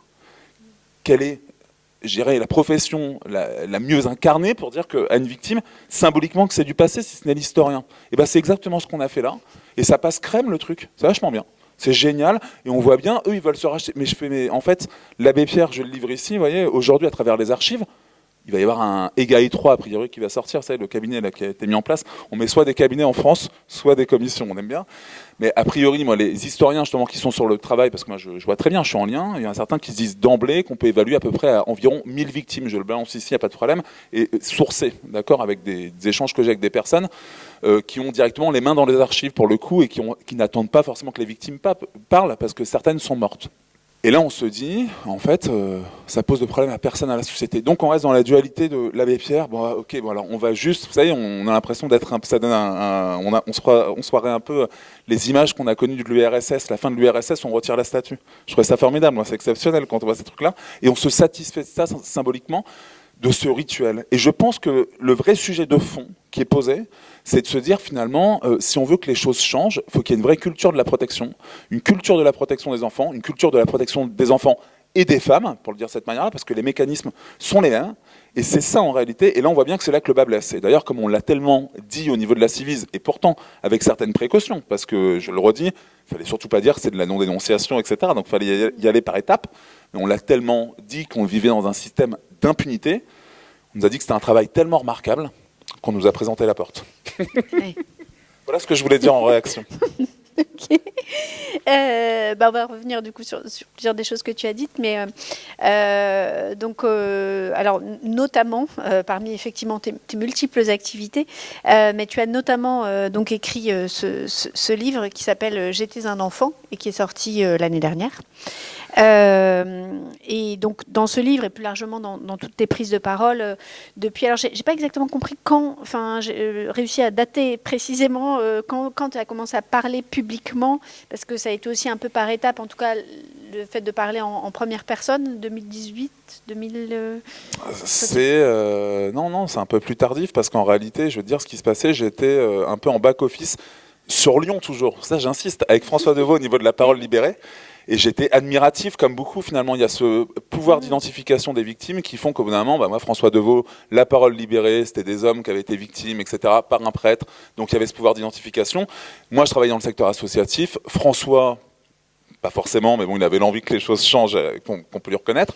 Un jour, je tombe sur un message Facebook, la magie des réseaux sociaux. On sait que des fois, c'est quand même, il n'y a pas que de la magie, mais quand même, il peut y en avoir un peu, qui dit, bah voilà, c'est tellement difficile qu'on pense à mettre la clé sous la porte. Et moi, je lui dis, bah non, mettez pas la clé sous la porte. Je dirige des associations, etc. Je peux vous filer un coup de pouce. Bon, après François, de coup de pouce, il me dit au bout d'un moment, il y a France 2, etc., qui veut t'interroger, et je vais le partager ici, parce que c'est assez rarement. Même si la télé, moi, si je passe beaucoup à la télé, c'est parce qu'en réalité, je dois beaucoup à la télévision. Si j'ai pu comprendre que j'avais été violé, c'est grâce à des témoignages, en fait, sur un reportage sur France 3. C'est quand même assez fort. Et ben, j'ai eu je vais le partager aussi ici. France 2, la première fois que je prends la parole, France 2 vient à la maison, sur l'invitation de François Deveau. Et c'était pour les résultats du rapport de la SIAZ. Et là, je découvre, avec la caméra qui me filme, qu'il y a eu 330 000 victimes de pédocriminalité dans l'Église. Et je peux vous dire que quand vous êtes un parmi 330 000, et qu'en plus, juste derrière, vous avez une petite lettre qui vous dit, comme ça a été mon cas, que vous êtes le numéro 457, sur le moment, c'est un peu dur de se rappeler que vous êtes un être humain ou quelque chose de cet ordre-là. Et quand en plus, on vous dit que parmi les 330 000 victimes, il y a eu 22 signalements, et que moi, j'ai reçu une lettre signé de Jean-Marc Sauvé, qui est donc le président de la commission, et qui me disait qu'effectivement il avait signalé les faits. Face caméra, je me suis dit, là il y a quelque chose qui est quand même compliqué dans cette histoire, et le truc est parti de là. Je me suis dit, il faut humaniser en fait. Il faut humaniser et les agresseurs, bien évidemment, il faut humaniser bien entendu les victimes, avec les chiffres qui sont terribles, mais qui sont bien, il y a des réalités humaines derrière qui sont essentielles, et humaniser surtout, je le redis avec force, ceux qui peuvent protéger, c'est bien, celles et ceux qui protègent, souvent celles, et celles et ceux qui ne protègent pas. Et je pense que pour moi, c'est essentiel. Voilà un peu le... Et alors justement, tu as commencé à en parler de cette dimension systémique, et c'est vrai que à la fois dans le livre et puis à chaque fois quand tu prends la parole, tu fais droit, enfin tu construis beaucoup ta réflexion sur cette dimension systémique, et on va y revenir. Et il y a donc beaucoup de propos qui sont communs à ceux de Dorothée, mais toi, tu prends la parole depuis un autre endroit qui est celui de... Alors justement, là, tu as parlé de survivants tout à l'heure pour te nommer, ou victimes, anciennes victimes, et aussi témoins. Et je voulais te demander, qu'est-ce qu'il y a pour toi de spécifique et de nécessaire dans cette prise de parole-là, depuis cet endroit-là, en fait, depuis cette place-là? Pourquoi c'est important que les gens entendent cette parole-là? Peut-être je complète. Par exemple, Flavie Flament a pris aussi la parole publiquement. Elle avait une grande carrière à la télévision depuis une autre place, mais elle a pris la parole et elle a notamment participé elle aussi à la création d'une commission. Et il y a de plus en plus l'idée que c'est important que dans toutes ces commissions-là, il n'y ait pas que des paroles expertes, mais ou plutôt aussi qu'il y ait une nouvelle catégorie d'experts qui soit entendue et qui est celle des personnes qui ont vécu ça depuis le point de vue de la personne qui subit les violences. Moi, je pense que c'est important parce que c'est livrer un témoignage qui est de l'ordre en fait, d'un savoir expérientiel. C'est-à-dire que c'est un message politique en tant que tel, qui bien souvent est perçu par la société. Et d'ailleurs, c'est souvent ce qu'on nous dit, ah, vous avez du courage, c'est bien ce que vous faites, c'est bien, votre combat est formidable. Moi, j'arrête pas de dire aux gens, bon, déjà, merci, c'est sympa. Après, effectivement, l'idée, c'est que c'est pas uniquement notre combat à nous victimes, bien entendu. Hein. C'est un peu le combat de toute la société. Il faut quand même qu'on arrive à se mettre d'accord là-dessus, ce qui serait quand même pas mal. Et surtout, au-delà de ça, et d'ailleurs, je reviens à ce que la verbatim qu'on a repris d'ailleurs sur le rapport au niveau de la Civis, c'est-à-dire que souvent, les victimes nous l'ont dit, je parle pour moi et pour protéger les autres enfants. C'est quelque chose qui est fort quand même d'un point de vue politique. Et très souvent, comme il s'agit d'invisibiliser, on va nous dire quoi ? Ah, quand même, c'est une situation particulière, c'est terrible ce qu'il a vécu avec son père, ou c'est terrible ce qu'il a vécu avec son grand-oncle. L'église, quand même, ah, l'église. Non, mais en fait, on refuse de se dire évidemment qu'il y a un message qui est éminemment politique. Et on l'a bien vu, la Civis l'a démontré. La Civis dit quoi ? En réalité, pour revenir sur les chiffres, et c'est là que c'est essentiel, dit que les crimes d'inceste, de violences sexuelles faites aux enfants, ce sont des questions de santé publique majeures. Quand vous avez une personne sur deux qui fait une tentative de suicide, quand vous avez une personne sur deux qui a des troubles alimentaires, quand vous avez 40% des personnes qui vous disent avoir une ou plusieurs addictions, quand vous avez 40% des femmes qui vous disent d'avoir des troubles gynéco, si ça, vous n'êtes pas, en fait, si vous sortez pas du huis clos, et que vous voyez uniquement la singularité de chaque histoire, mais vous n'avez rien compris en fait à l'histoire. Puisque finalement on est en train de se dire qu'il faut qu'on sorte du huis clos, parce qu'on essaye sans cesse de nous ramener à nos histoires singulières, là où on se dit qu'il faut être sur l'espace public pour se dire finalement, parlons-en. C'est ce que fait, tu parlais tout à l'heure du procès Pellico, c'est exactement ça. Ce que fait aujourd'hui Gisèle Pellico, de l'ouvrir, c'est de le rendre public, mais c'est pas le rendre public par voyeurisme, c'est un acte politique qui entraîne des vagues de soutien assez importantes. Mais ce qui est intéressant d'ailleurs, c'est de voir que le politique, très souvent, moi je le dis un peu en punchline pour le dire comme ça, se satisfait de quoi ? C'est facile d'aller faire une photo à Avignon. Bon, c'est un peu plus difficile a priori de porter des lois ou tout du moins de les faire appliquer et de se dire, évidemment, voilà quel est le problème, de parler notamment au niveau de ce qui se passe au niveau du procès Pellico, mais ce qui se passe dans tous les tribunaux, de ce que la Cour européenne des droits de l'homme appelle la victimisation secondaire, c'est-à-dire la manière dont la justice traite les victimes. Et là aussi, c'est sourcé. Il y a quand même depuis 2015 la Cour européenne qui a attaqué différents États, la Slovénie, etc., l'Espagne, etc. Et par contre, on voit bien qu'on a un peu plus de mal. Là, les politiques, quand on leur dit ça, habituellement, là, on voit bien qu'ils partent un peu en courant. Et je pense que voilà pourquoi moi je pense qu'il faut s'exprimer, je pense qu'il faut avoir aussi conscience, à mon sens, qu'il faut avoir cette force politique, de le dire au bout d'un moment. Si on a du mal en fait à le faire, c'est que, je me permets de le dire, il y a une personne remarquable qui était au niveau de la Civis, Eva Thomas, qui a pris la parole, qui est pas très loin d'ici, d'ailleurs Grenoble, c'est quand même pas très loin, beaucoup plus près que de Paris quand même. Et Eva Thomas a quand même pris cette parole en 1986 sur les dossiers de l'écran, voilà, et elle-même, on voit bien, ce qui est intéressant, on retient souvent cette prise de parole-là, on en oublie. Les téléspectateurs d'ailleurs qui appelaient en disant mais moi je caresse ma fille tous les soirs, ça me pose pas de problème, vous allez me dire que c'est interdit, etc. Enfin toutes ces personnes-là, on retient que Eva Thomas a libéré la parole.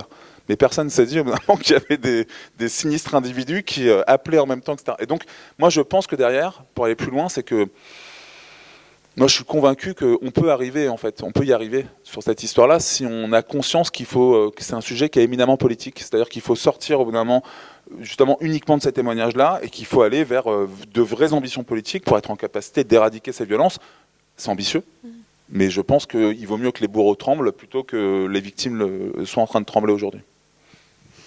Alors pour pour continuer sur cette dimension systémique, alors pour moi tu es vraiment un homme féministe et je suis très avare de ce qualificatif, faut le savoir, donc je le dis pas souvent, mais parce que à chaque fois, c'est vrai, tu articules la question des enfants et la question des femmes, et puis en fait tu traites, alors notamment dans le livre, c'est ce qui est flagrant, c'est au-delà des violences sexuelles, c'est l'ordre patriarcal qui régnait dans ta famille, que tu exposes et que tu décris très bien, et que par exemple c'est un père qui lui ne commet pas de violences sexuelles, mais des violences physiques tellement omniprésentes qui structurent vraiment l'ensemble des relations au sein de la famille, et puis donc les violences sexuelles pour d'autres, mais aussi les violences psychologiques de plein de membres de la famille. Et en fait, ce qu'on voit dans ce livre, ce qui nous écrase, nous aussi, je trouve, en tout cas, tu arrives à nous le faire ressentir, cet écrasement, c'est cette loi des pères et des bons pères de famille. Et ce qui est aussi très précieux dans le témoignage que tu donnes, c'est que ça se situe, alors on le sait que l'inceste c'est dans tous les milieux, mais l'impunité n'est pas la même dans tous les milieux, et toi le milieu dont tu parles c'est celui de la bourgeoisie, et du coup de cette impunité quand même spécifique dont bénéficient les hommes violents dans ce contexte-là. Voilà, donc je voulais que tu reviennes éventuellement sur l'articulation d'abord entre toutes ces violences de l'ordre patriarcal au sein de la famille, et puis aussi comment c'est faite, mais ça peut-être dans un deuxième temps, la compréhension de cette articulation. Alors oui, c'est une question pour moi qui est importante pour deux raisons. La première, effectivement, c'est que je suis convaincu que cette violence de mon père, qui était quelqu'un, et qui l'est toujours d'ailleurs, comme quoi moi je le mets au passé, donc c'est que ça dit quelque chose, on va dire mon géniteur, une violence physique dès le plus jeune âge, je pense vers l'âge de 2-3 ans, mais quand je dis violence physique, c'est à avoir des marques sur mon corps, avec... je sais pas, taper aux chausse-pieds en fer, etc. Vous voyez, des choses assez fortes. Mon père était jusqu'à me braquer avec une arme, etc. Vous voyez, des choses qui sont quand même très très fortes. Et qui, avec un peu de recul, parce que c'est compliqué quand on est dedans de prendre du recul, on va pas se mentir, grâce au psy, etc., j'ai compris que c'était une violence acceptée par toutes et tous. Mon père, par ailleurs, pour revenir sur la question de la classe, c'était quelqu'un qui travaillait 6 mois dans l'année, qui était un expat, comme on dit. Donc 6 mois dans l'année, il était en Afrique, il revenait, beaucoup d'argent, donc milieu bourgeois. À l'époque, il y avait l'ISF, donc il payait l'ISF, etc. Et je me rappelle, même au moment où l'école aurait pu signaler, parce que j'arrivais avec des bleus, etc., ça prêtait à plaisanterie. C'est-à-dire qu'il y avait toujours quelque chose qui était de l'ordre. Je me rappelle même de ma petite sœur qui avait signalé un jour, qui était en maternelle, qui avait quoi, 4-5 ans à l'époque, qui dit à sa maîtresse, hier c'était la fête à la vaisselle, pour dire que mon père, et c'était le cas en fait, avait tout foutu en l'air dans la cuisine. Et la maîtresse rigolait en disant c'était la fête à la vaisselle en voyant mon père. C'est mon père qui s'était déplacé en tant que tel, et c'est bon, on passait à autre chose. Le moment où j'ai voulu aller moi-même au commissariat, parce que mon père était pris de violence, donc je vous dis, j'étais en sang, etc. C'est un voisin qui m'arrête, je me rappellerai toute ma vie, qui me dit non mais tu sais Galet, il est quand même sympa, quand on n'est pas là, il vient nourrir le chat, etc. Tu vois, toujours le truc dans l'environnement, mais c'est vrai que ça prête à plaisanterie, mais on voit bien que ça ne tient pas à grand-chose en réalité. C'est-à-dire cette complicité, etc. Et tout ça pour dire quoi ? Pour dire que, alors oui, mon père, j'ai pas été victime de violences sexuelles, néanmoins, le grand-oncle, prêtre missionnaire qui m'a violé entre l'âge de 8 ans et 11 ans, savait que mon père était violent, savait que forcément que j'allais pas en parler à mon père, on était fâchés dès le plus jeune âge, si je peux dire les choses comme ça. J'allais pas non plus en parler à ma mère, puisque ma mère, a priori, elle ne dénonçait pas les violences de mon père. Et donc, en fait, et puis après, donc, entre l'âge de 8 ans et 11 ans, j'ai eu donc, ce grand-oncle, et puis après, à l'âge de 12 ans, parce qu'on l'oublie souvent, le premier risque qu'il y a en réalité pour des victimes, c'est d'être de nouveau victime. J'ai été victime d'un viol en réunion par 2 cousins. Et effectivement, eux aussi, en fait, dans cet ordre familial, savaient très bien en fait à qui ils avaient affaire, ce qu'ils pouvaient faire, sous forme de jeu d'ailleurs. Je reprends l'exemple qui était pris tout à l'heure, mais qui est très juste. Ce qui est exceptionnel bien souvent, d'ailleurs, c'est que la version des agresseurs est reprise par toute la société, y compris quand les agresseurs eux-mêmes reconnaissent. C'est-à-dire que moi, mes cousins, tranquillement, reconnaissent, en disant c'était pas un viol, c'était un jeu, comme si violer pouvait devenir un jeu, c'était quand même un peu le truc. Et moi, heureusement d'ailleurs qu'à l'époque, j'avais un psy quand même assez solide à côté de moi qui me disait non, vous devez, etc. Donc j'ai rompu les liens, réellement. Mais toute la famille, y compris mes sœurs, etc., se sont dit à un moment donné, non mais ça va, il exagère quand même, c'est du touche-pipi. Comme si en fait, violer son cousin, alors qu'eux avaient 13 et 15 ans, moi j'en avais 12, ça pouvait être quelque chose qui s'apparentait à un jeu, bien entendu. On sait tous qu'on peut jouer à ce genre de jeu. Voilà. Et moi, ce que je veux dire, c'est que, bien entendu, la violence légitime, et toutes les violences qu'on connaît, violences psychologiques, violences physiques assez fortes, etc., qu'on peut connaître, qu'on connaît bien dans la société en réalité. Enfin, je veux dire, quand on voit les chiffres des violences faites aux enfants de manière générale, dans ce pays, on a quand même un enfant qui meurt tous les 5 jours sur les coups de ses parents. On rigole encore aujourd'hui quand il y a une loi contre la fessée qui est votée en 2019. On se dit, ouais, quand même, faut pas rigoler. Enfin, ça va, on peut plus rien faire avec ces gamins, etc., etc. C'est-à-dire qu'on voit bien que, contrairement aux Suédois et d'autres qui, dès 1979, ont acté quand même des lois suivies quand même des faits, en France, ça prête toujours à plaisanterie. C'est-à-dire que, pour le dire rapidement, je vais le dire avec un peu de provocation, la loi de 2019 contre la fessée, c'est une loi faite par une femme, Maud Petit. Et d'ailleurs, avant, il y avait eu Laurence Rossignol qui avait poussé en 2016. Et on s'est dit après, non mais c'est bon, quoi. Ça c'est un truc de femme, de toute façon à la maison, machin. Nous, en tant qu'hommes, on a le droit encore si on veut. Voilà. Et c'est toujours perçu comme ça. Pourquoi ? Parce que on manque de volonté politique de se dire qu'il faut qu'on puisse appliquer les lois et que, en fait, c'est pas négociable. Et c'est ça qui est dingue. Donc il y a quelque chose qui vise systématiquement à minimiser cette violence et donc à permettre à des agresseurs de choisir leur proie, inévitablement. Donc tant qu'on sera là-dedans, les choses ne pourront pas bouger. Et donc, pour revenir sur ce qui était dit d'ailleurs avant, on voit bien que rien n'a bougé en réalité. C'est-à-dire qu'il y a des effets d'annonce. C'était un peu le risque. Et moi, je rejoins parce que Dorothée était donc au niveau de la Civise au tout début. Et puis après, très rapidement, on est parti pour différentes raisons. Mais c'était le risque en fait de ce type de commission. C'est-à-dire que c'était des commissions un peu écran, en se disant, bah voilà, et si on fait vraiment bien le job, bah malheureusement, on voit bien ce que ça donne derrière. Même si je pense d'ailleurs qu'il y a des choses qui auraient pu être revues, même pour aller un peu plus loin, mais peu importe. Mais on voit bien toute la difficulté donc aujourd'hui. Voilà. Alors justement, Dorothée tout à l'heure a parlé du petit poussé. Et moi, j'ai été frappée en lisant le livre. Alors le livre qui est préfacé par le juge Durand, ancien président de la Civise. Donc juste pour rappeler, la Civise, c'est la commission indépendante sur l'inceste et les violences sexuelles commises contre les enfants. Qui a été créée en 2021 et dont on peut dire, même s'il y a une Civise 2, qu'elle a été dissoute, en tout cas que son projet originel n'est plus et son ancien président non plus, coprésident.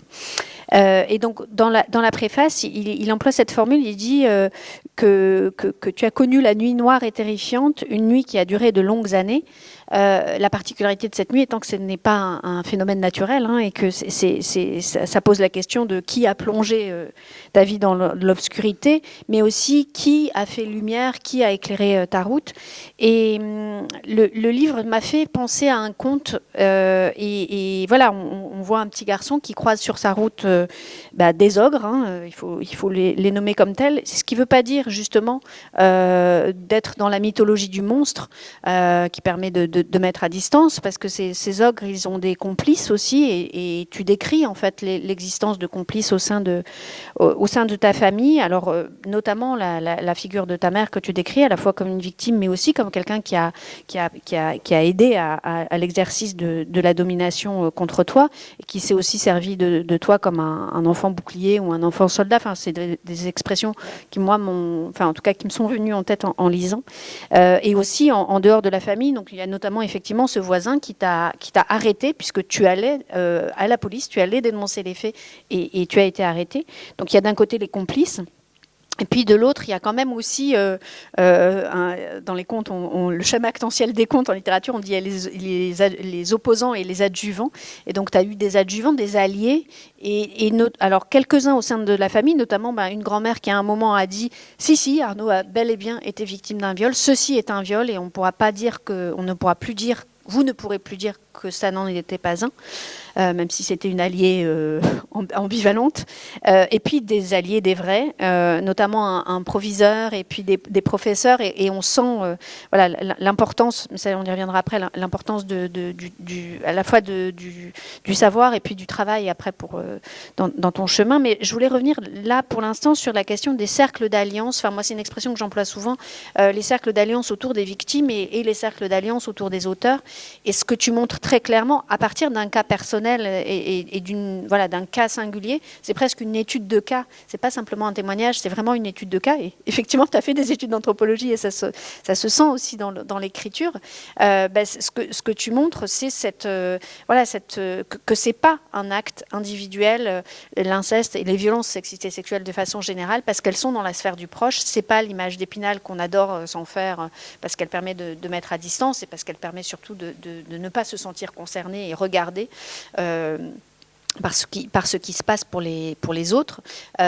Donc tu montres que c'est jamais individuel entre un agresseur et une victime et que c'est toujours cette dynamique systémique. Et je voulais revenir sur cette question des cercles d'alliance autour de la victime et autour des agresseurs que tu décris dans le texte. Oui, alors je pense que c'est important. Alors c'est vrai qu'il y a des personnes qui m'ont parlé de mon voisin, etc. avant, et c'est vrai qu'à côté de ça, moi j'y tiens dans mon histoire, c'est-à-dire qu'on peut avoir été victime, pour le dire de cette manière-là, et en se disant au bout d'un moment, on survit, et même je peux dire aujourd'hui, je vis, voilà, pour dire les choses aussi autrement. Pourquoi ? Parce que je pense que ce livre, c'est aussi un message d'espoir. C'est-à-dire que j'ai eu la chance de trouver à l'extérieur, parce que j'ai rapidement compris qu'au niveau de ma famille, ça allait être un peu compliqué quand même de jouer un peu sur un réseau d'alliance, mais un truc tout bête, moi, qui m'a marqué étant jeune, mon père était tellement débile, pour reprendre ce qui a été dit avant plusieurs fois, donc du coup je reprends le mot débile, etc. Et cette fois je le colle au nom de mon père, qu'il avait décidé par exemple de donner de l'argent de poche à mes sœurs et pas à moi. Parce que moi j'étais un homme, enfin bref, fallait que je travaille, etc. Bref. Donc forcément je trouvais ça dur. Et je me rappellerai toute ma vie, un matin, j'avais 13 ans, je me suis dit, allez hop, il y avait un marché donc, dans la ville de banlieue dans laquelle j'habitais, je me suis dit, je vais aller bosser au marché. Et donc je me suis levé à 5h du mat, et j'ai trouvé un premier job. Et à première vue, enfin pas à première vue, avec un peu de recul, justement, je me dis, mais c'est un truc de dingue, en fait, j'aurais pu retrouver le danger. Et au contraire, j'ai fait des rencontres hyper structurantes avec des personnes. D'ailleurs, je me rappelle d'un, et j'en parle d'ailleurs dans mon livre, qui faisait de l'haltérophilie, donc on l'appelait muscleur, etc. au marché, qui était doux comme un agneau, qui était adorable comme tout, qui me parlait de sa relation avec son beau-fils, etc. Bref, je retrouvais en lui quelque chose qui était de l'ordre d'une forme de virilité, mais quelque chose qui était d'une humanité sans nom, et donc qui venait m'interroger en même temps sur ce que j'avais à la maison, etc. Et pour autant, j'allais pas lui en parler à lui directement de ce que je vivais, mais donc je me suis créé ces mondes parallèles, mais le marché en est un aussi, voilà. J'ai eu l'école aussi, l'école c'est fantastique, tu en parlais avant, moi je me rappelle, à l'école j'étais zébulon, donc comme ça allait pas du tout au niveau de la maison, je faisais un peu n'importe quoi, jamais agressif, mais on va dire j'avais du mal à rester assis sur une chaise, et la seule chose que l'école m'a dit, je me rappellerai toute ma vie, parce qu'en plus moi j'étais délégué de classe, c'était de me dire, en 3e dernier trimestre, on me dit voie de garage. Et il voulait que je fasse de la... Alors en plus, moi, j'ai une horreur absolue de la mécanique auto, mais depuis tout petit, puisque justement, mon père me forçait à aller au salon de l'automobile, etc. Donc moi, il faut surtout pas me parler de mécanique auto. Et je me suis dit, mais comment je vais faire de ce truc ? Donc on m'a mis dans un lycée qui était à 1h40 de chez moi. Donc je fais ma scolarité et là je rencontre un proviseur. Toute ma vie, je pense que je suis redevable de cet homme-là, Monsieur Cohen, je me rappelle toute ma vie, qui qui connaissait chaque nom d'élève, etc. Et moi, plutôt que de m'exclure comme l'école l'avait fait jusqu'à présent, j'étais en moyenne exclue à peu près 5 jours par an, c'était la moyenne. Lui avait compris qu'il y avait un truc qui allait pas et j'étais exclu dans son bureau. C'était un ancien prof de maths, etc. Et du coup, on passait du temps ensemble. Et je me disais, mais il est plutôt sympa, lui, quand même, etc. Et pourtant, un jour, mon père m'a mis une gifle, en fait, devant lui, etc. Et tout ça pour dire quoi ? Pour dire que oui, des belles rencontres, on en fait aussi à l'extérieur, qu'on oublie de dire que 80% des violences faites aux enfants ont lieu au sein de la famille, ou tout du moins dans l'entourage très proche, et que finalement, c'est pas si étonnant que ça, en réalité. Et moi, j'ai eu la chance, et c'est pour ça que c'est mon combat, peut-être aujourd'hui, pour le dire autrement. Alors, je sais pas si je réponds parfaitement à la question, c'est que moi, là où je suis en rage aujourd'hui, pour le dire comme ça, c'est que j'ai conscience que, bien sûr, j'ai grandi dans un milieu aisé. Très rapidement, on m'a coupé les vivres, parce que forcément, et où du moins j'ai dû partir. Moi, je suis parti à l'âge de 18 ans et demi, si je peux dire des choses comme ça de chez moi, en me disant que c'est pas possible, c'est une question de survie, là, pour le coup. Et j'ai conscience que si j'avais grandi dans un autre pays, sûrement que je ne serais pas l'homme que je suis aujourd'hui, au regard du fait que j'ai pu faire des études, que les études, ça ne me coûtait pas si cher par rapport à ce qui se fait ailleurs, etc., que j'ai été pion, voilà, c'est une expérience formidable, etc., que j'ai eue en tant que maître d'internat, enfin bref. Et je ne comprends pas, en fait, pour le dire autrement, comment ce pays qui peut tant donner, être protecteur d'un certain côté, en se disant, évidemment, on peut grandir, on peut réfléchir, etc., que sur des questions aussi évidentes que les violences faites aux enfants, les violences faites aux femmes, en fait, on en est à ce degré néant en fait de l'humanité. Voilà, je le dis de cette manière-là, alors que je me dis que c'est tellement paradoxal en fait par rapport à tout ce qui peut exister. On voit le milieu universitaire, etc., qui par moments peut être très complexe, mais quand même, il y a quand même des choses qui peuvent nous permettre à toutes et tous de pouvoir, même si on n'est pas d'un milieu social aisé, par exemple, de pouvoir s'en sortir. Alors même si après il y a des questions de reproduction, je peux revenir ici sur les travaux de Bourdieu, etc. Néanmoins, on voit bien qu'il y a des choses qui ont été mises en place, qui nous permettent quand même, enfin moi tout du moins, qui m'ont permis d'avancer, etc. Et pour continuer sur cette, sur l'image du conte, le livre c'est aussi un récit, une mise en récit d'une histoire, d'une vie, même si heureusement elle est pas finie, loin de là. Et du coup c'est un peu structuré comme une quête aussi, et on voit différentes étapes, et on voit aussi différents piliers. Donc il y a eu, et qui évoluent aussi par étapes. Donc il y a clairement le pilier du savoir, de la formation. Il y a le pilier aussi des rencontres affectives au sens large, pas simplement amoureuses, mais aussi des rencontres personnelles avec des figures positives qui aident. Il y a le pilier de la thérapie aussi, dont tu évoques l'importance. Mais c'est important parce que, tout comme tu parlais du travail d'équipe pour détruire, il y a aussi un travail d'équipe, et il faut arriver à constituer son équipe, et c'est du travail aussi, et ça prend du temps. Et il y a plusieurs piliers, et donc il y a ces piliers, la thérapie, le travail, et pour toi il y a aussi le pilier alors déjà d'un travail qui a du sens, parce que tu as toujours travaillé dans le milieu associatif, et puis le pilier de l'activisme politique. Et même, d'ailleurs, tu emploies le mot, je trouve ça intéressant, parce que moi, souvent, pour caractériser ton travail, c'est moins le mot d'activisme qui me vient que celui de lobbyisme. Et je trouve que c'est pas exactement le même positionnement, et voilà, je voulais t'entendre sur ça, à la fois sur ces différents piliers de la construction, reconstruction à titre personnel, et puis aussi après sur la question de l'activisme / lobbyisme aujourd'hui. Mais peut-être d'abord sur l'articulation entre les différents piliers de la... Alors, je ne sais pas quel mot t'emploies, toi, réparation, reconstruction, passage de la survie à la vie. Moi, je pense le mot que j'emploierais, c'est construction. J'ai souvent employé le mot reconstruction, et beaucoup de personnes m'ont reprise par la suite en me disant non, en fait, tout ça, c'est une continuité. Et je trouve que les personnes ont raison de le dire de cette manière-là, et j'y vois beaucoup plus clair, parce que c'est aussi ce témoignage que je livre, j'étais un enfant. J'ai finalement compris assez tardivement que je devais tout à l'enfant que j'étais. C'est-à-dire que souvent, on a un regard très négatif de l'enfant maltraité quand on l'a été, en se disant mais pourquoi j'ai rien dit, pourquoi j'ai pas été au bout, pourquoi machin, enfin bref, il y a une somme de pourquoi. Et finalement je me suis dit mais finalement ce petit garçon là, ce qu'il a subi et les ressources qu'il a pu avoir justement pour être en capacité de faire ce que je suis aujourd'hui, mais je lui dois tout en fait. Et pour moi ça c'est quelque chose qui est essentiel, et c'est de se dire aussi, là aussi on est sur des jeux de représentation où on a l'impression que nous adultes on est né quasiment adulte, quoi. Voilà, pour le dire comme ça, en oubliant finalement l'enfant qu'on avait été, y compris. Et c'est vrai que c'est compliqué quand on a été victime de. Moi, je le dis souvent dans mon histoire, c'est que j'ai le sentiment qu'on m'a violé, intéressant, qu'on m'a volé mon enfance, qu'on m'a violé mon enfance aussi. Et je pense que cet enfant a eu de telles ressources, etc. Mais ce qui m'amène à autre chose, c'est que je me dis, finalement, si on est dans un État, justement, providence, État dans une république, etc., en fait, c'est l'égalité des chances. C'est-à-dire que moi, en tant qu'individu, j'ai eu des facteurs de résilience, j'ai grandi dans un certain milieu, etc., différentes choses, et que ça me permet aujourd'hui d'être l'homme que je suis devant vous, c'est une chose. Mais n'oublions pas, encore une fois, les personnes, moi j'ai une pensée, on parlait du sans-abrisme tout à l'heure autrement, personnes qui sont à la rue, je le dis, on a rencontré combien, on a sur les témoignages de la Civise, 70% des personnes qui ont témoigné ont dit avoir un parcours de précarité.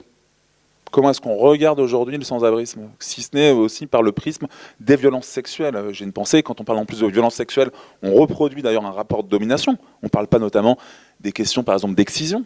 L'excision, par exemple, vous avez combien de femmes aujourd'hui excisées en France, à la rue ou à l'hôtel, etc., qui est un vrai sujet, mais parce que ça vient dire aussi autre chose, d'une version, on va dire, d'une autre domination racialisée, avec le pouvoir aussi de se dire, bon, non, c'est des violences sexuelles qui viennent d'ailleurs, etc., tout ce truc-là.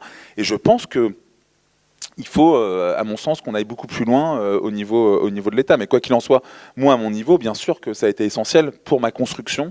J'ai eu, enfin voilà, pour le dire de manière très claire, comme beaucoup de victimes, à un moment donné, j'étais à deux doigts de me foutre en l'air et j'ai eu le réflexe d'aller voir un psy. J'ai eu la bonne rencontre avec le bon psy, etc. au bon moment, qui m'a dit 2 fois par semaine pendant 10 ans, faut quand même y aller, hein, 2 fois par semaine pendant 10 ans, à coût de, comme on dit, 220 € par semaine quand vous êtes au SMIC comme je l'étais.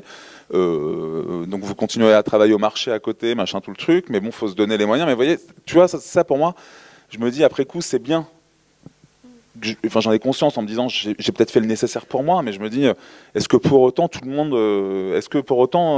doit prendre exemple sur ce que j'ai pu moi-même traverser, etc. Je suis pas sûr. Moi, je suis vraiment dans quelque chose. Je me dis c'était un peu la folie et ça a été parce que j'avais ces ressources-là. Mais pour moi, pour autant, il faut pas forcément qu'on aille vers ça. Et ce qui nous amène peut-être après, et ce qui m'a très rapidement amené justement, c'est ce regard sur les autres vers la dimension de l'activisme et du lobbying, sur lequel je vais revenir, parce que je n'avais pas oublié le truc, ça me semble très intéressant, c'est que, déjà, activisme, moi, c'est essentiel, je veux dire pourquoi, à la base, je ne voulais pas forcément me définir comme activiste. Et je me dis qu'il y a un tel immobilisme, je me dis, après tout, c'est assez rigolo, ça revient sur la question de blague, quand même, qu'on peut faire par moment, de se définir comme activiste, mais très souvent, je le renvoie comme ça en disant...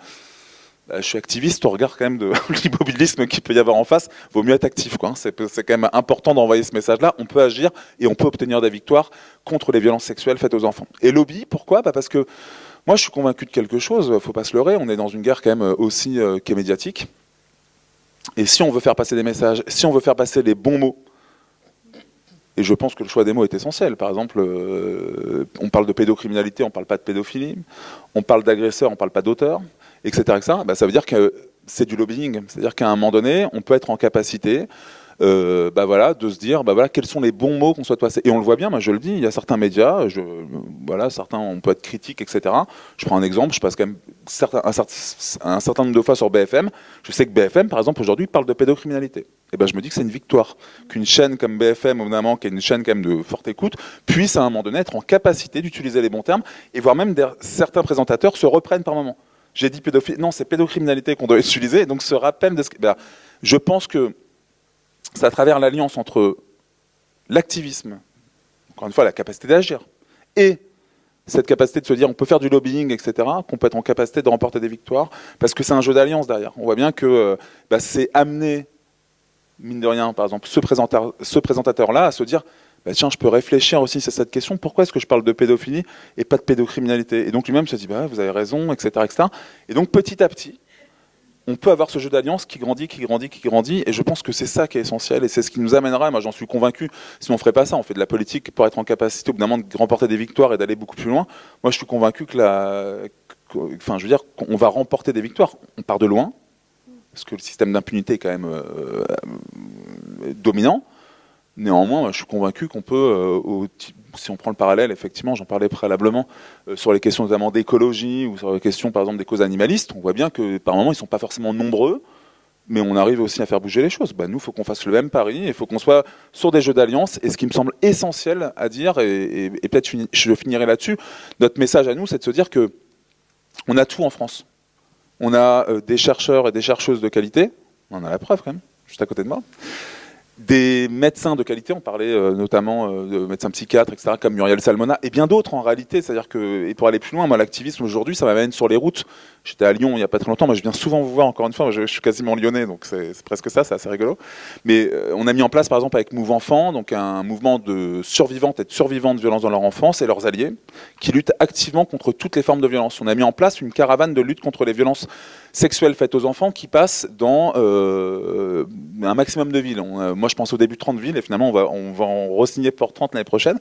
Et l'idée, c'est quoi ? C'est de se dire que sur chaque territoire, vous avez des victimes, donc un savoir expérientiel sur lequel vous pouvez vous appuyer, qui est extrêmement intéressant. Je prends un seul exemple pour le partager ici. On parle très peu des Outre-mer. Vous voyez, dans les Outre-mer, moi j'ai rencontré déjà des victimes de pédocriminalité et d'inceste, bien évidemment, mais j'ai aussi rencontré des personnes qui fuyaient la métropole et qui se retrouvaient en fait dans les Outre-mer, et qui font que quand ils prennent la parole publiquement, certains se disent on voit plus les blancs de la même manière, d'une certaine manière, et c'est assez rigolo.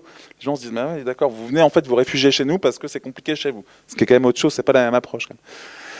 Et puis sur les territoires, on rencontre aussi des professionnels de qualité en matière de santé, police, justice, protection de l'enfance, des gens qui veulent que les choses bougent, qui sont des fois un peu démunis, qui par moments vont dire, je me rappelle cette infirmière notamment, j'étais à Trélon à la frontière avec la Belgique, où on m'a dit, une infirmière qui me dit, je suis ici, ça fait 30 ans que je suis infirmière, je n'ai jamais signalé, et je me pose des questions sur ma pratique et j'aimerais mieux comprendre.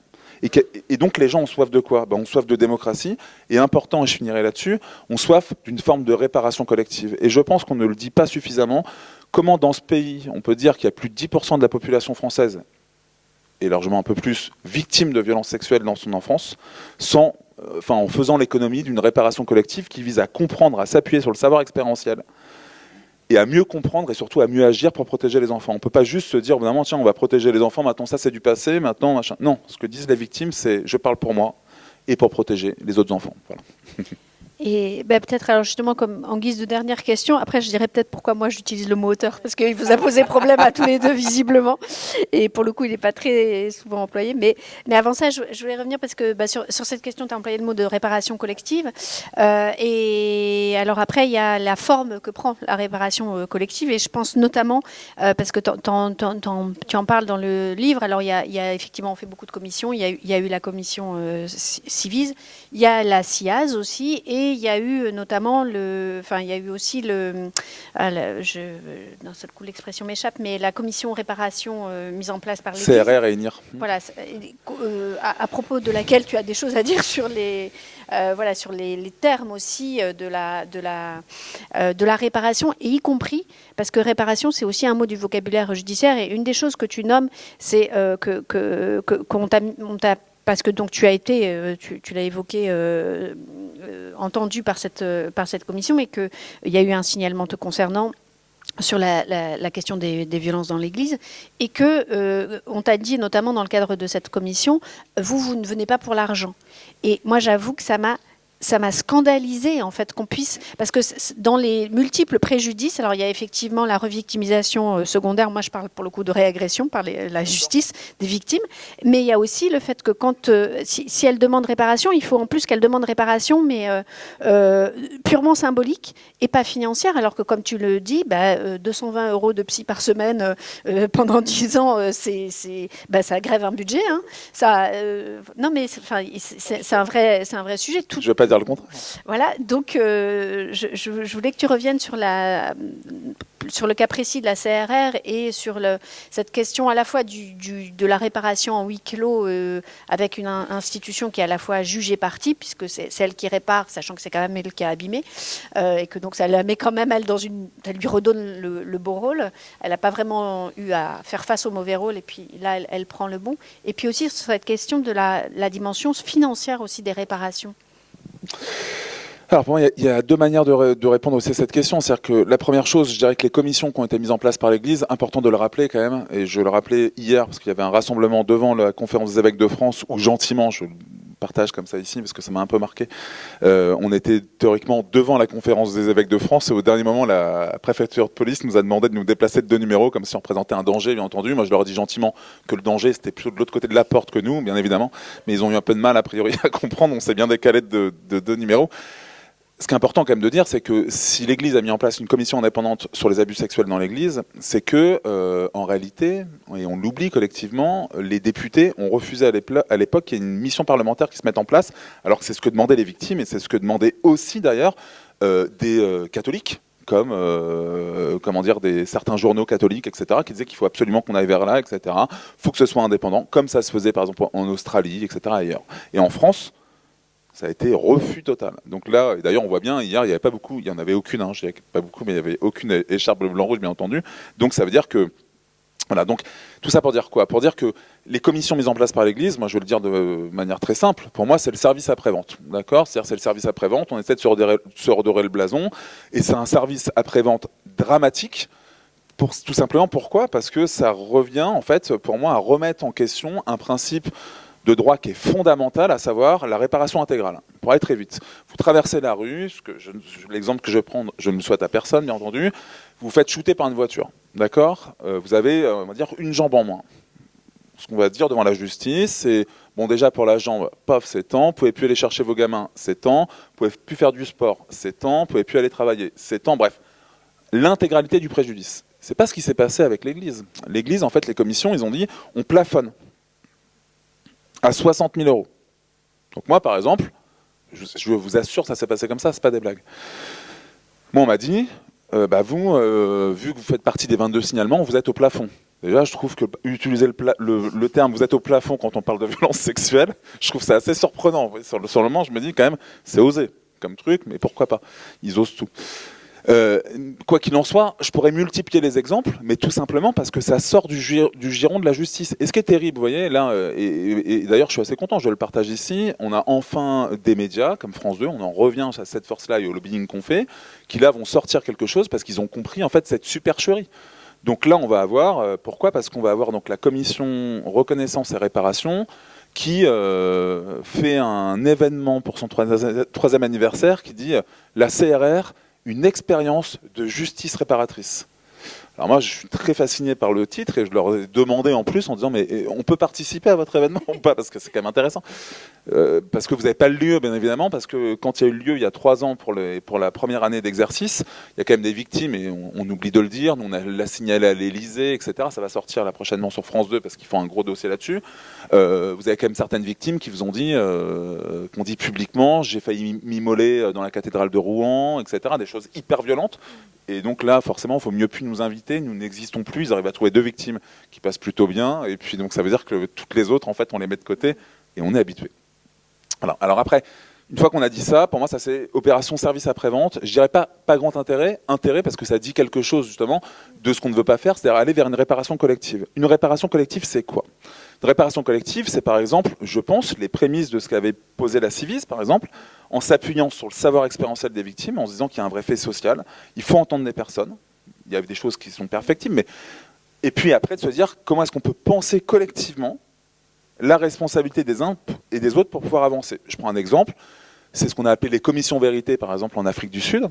Ça s'est mis en place, c'est pas parfait, on voit bien que la question de l'apartheid, forcément, c'est tellement important, mais c'est-à-dire qu'en Afrique du Sud, ils se sont dit, on va pas pouvoir juger tout le monde, c'est compliqué, donc on va mettre en place ces commissions vérité qui sont perfectibles.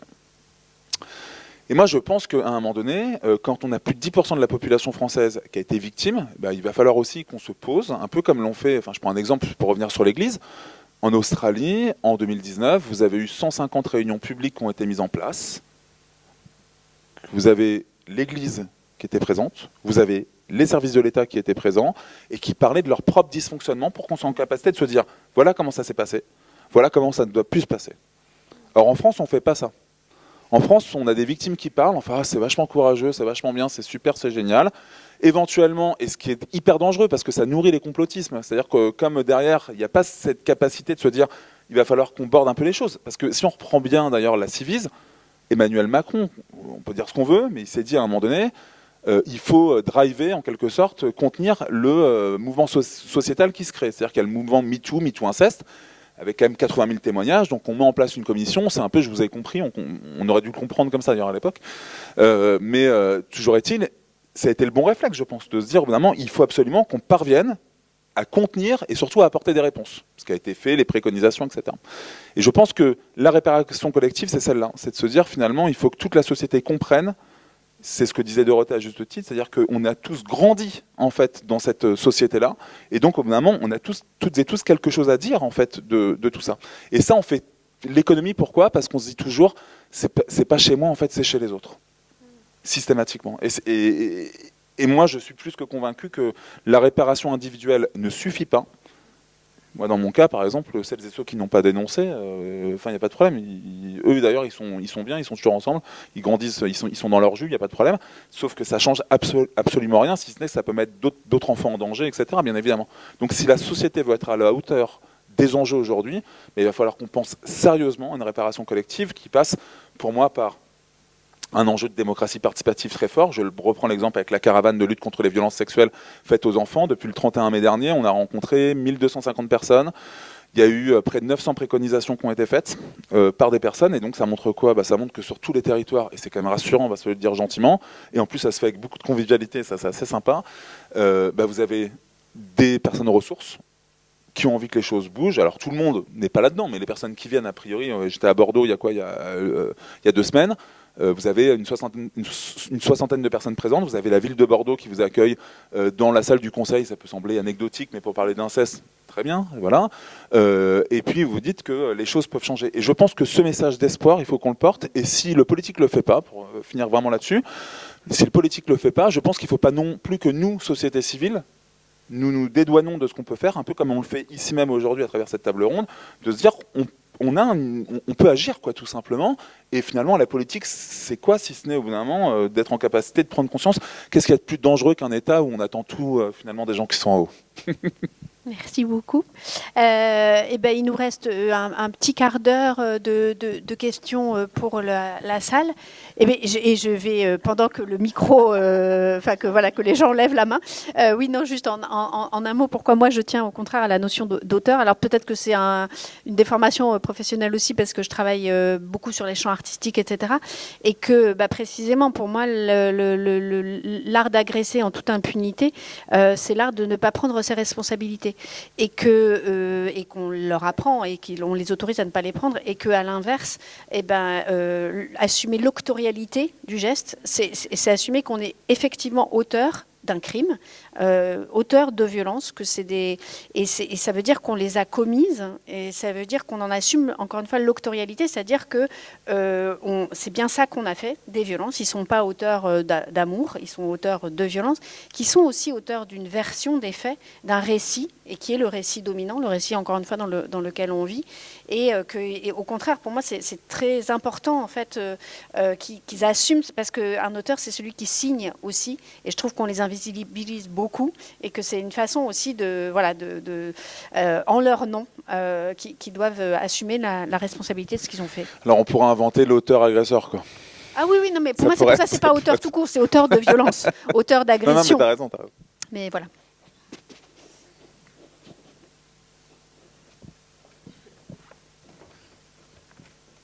Alors, Charlotte Fermand, autrice. Bonjour, oui, moi je suis Charlotte Fermand, autrice, comédienne et metteuse en scène. Et je voulais vous demander, je voulais vous poser la question de la situation. C'est-à-dire, quand on agit politiquement, on se situe en tant que victime, comme ayant une expérience. En tant qu'anthropologue, comment vous faites ce choix de vous situer ou pas en tant que victime?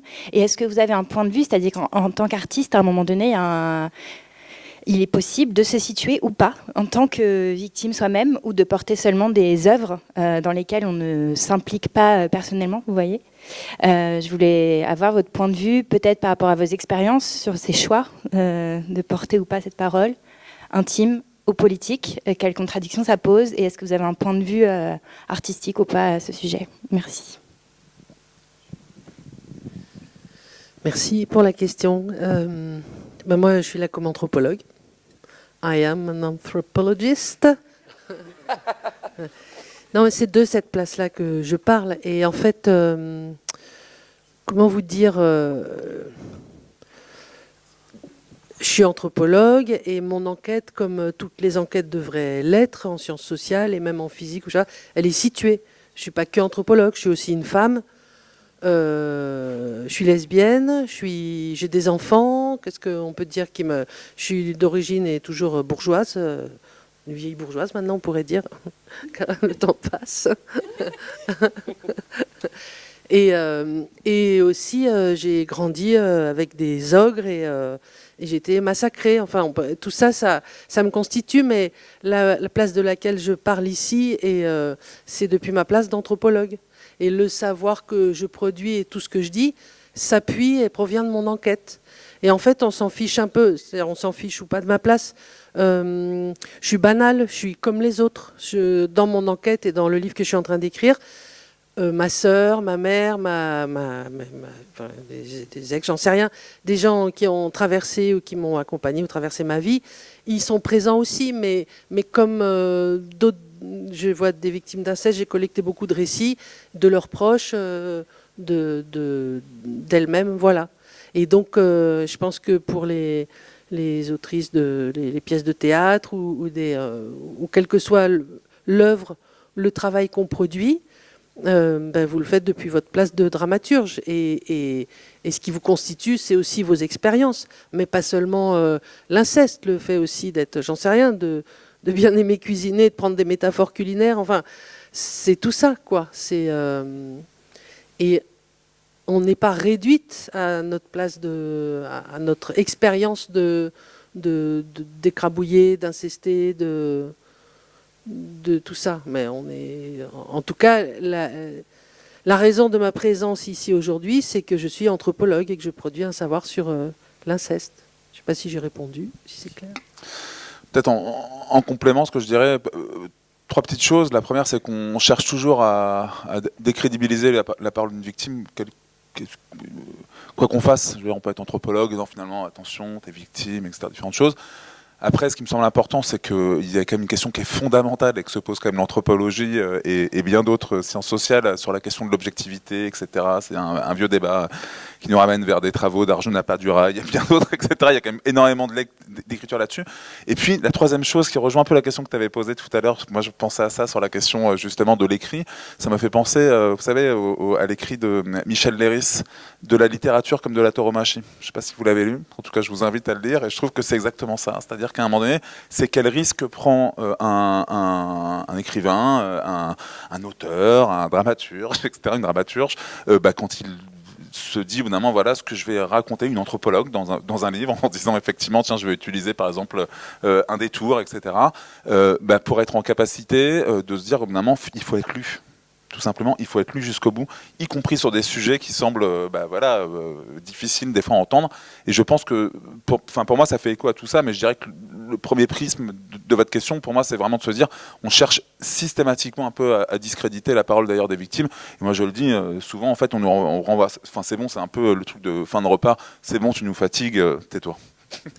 Juste pour ajouter, ça me fait penser ce que tu dis, que par exemple Maurice Godelier, grand anthropologue, ou Claude Lévi-Strauss, quand ils écrivent depuis leur place d'anthropologue, ils disent pas je suis un mâle dominant qui écrabouille tout le monde et qui en a rien à foutre de l'expérience des femmes et des enfants. C'est implicite, voilà. Moi c'est explicite, c'est la différence, mais la place de laquelle je parle, mais je suis quand même une anthropologue, quand même. Moi, c'est la question de plutôt comment on fait pour interagir avec les agresseurs après. Dans le sens où on ne va pas tous aller jusqu'au procès.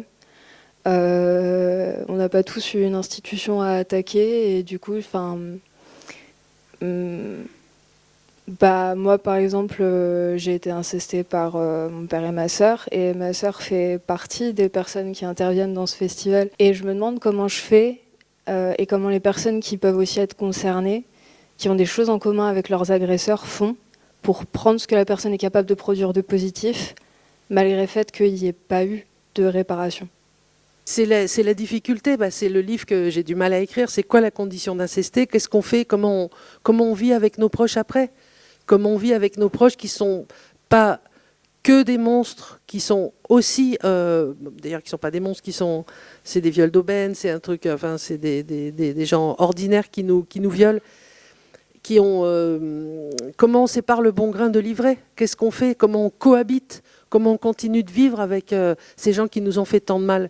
Vous posez une question difficile, la réponse, elle vient de toutes les expériences que j'ai collectées, et on se débrouille, on avance.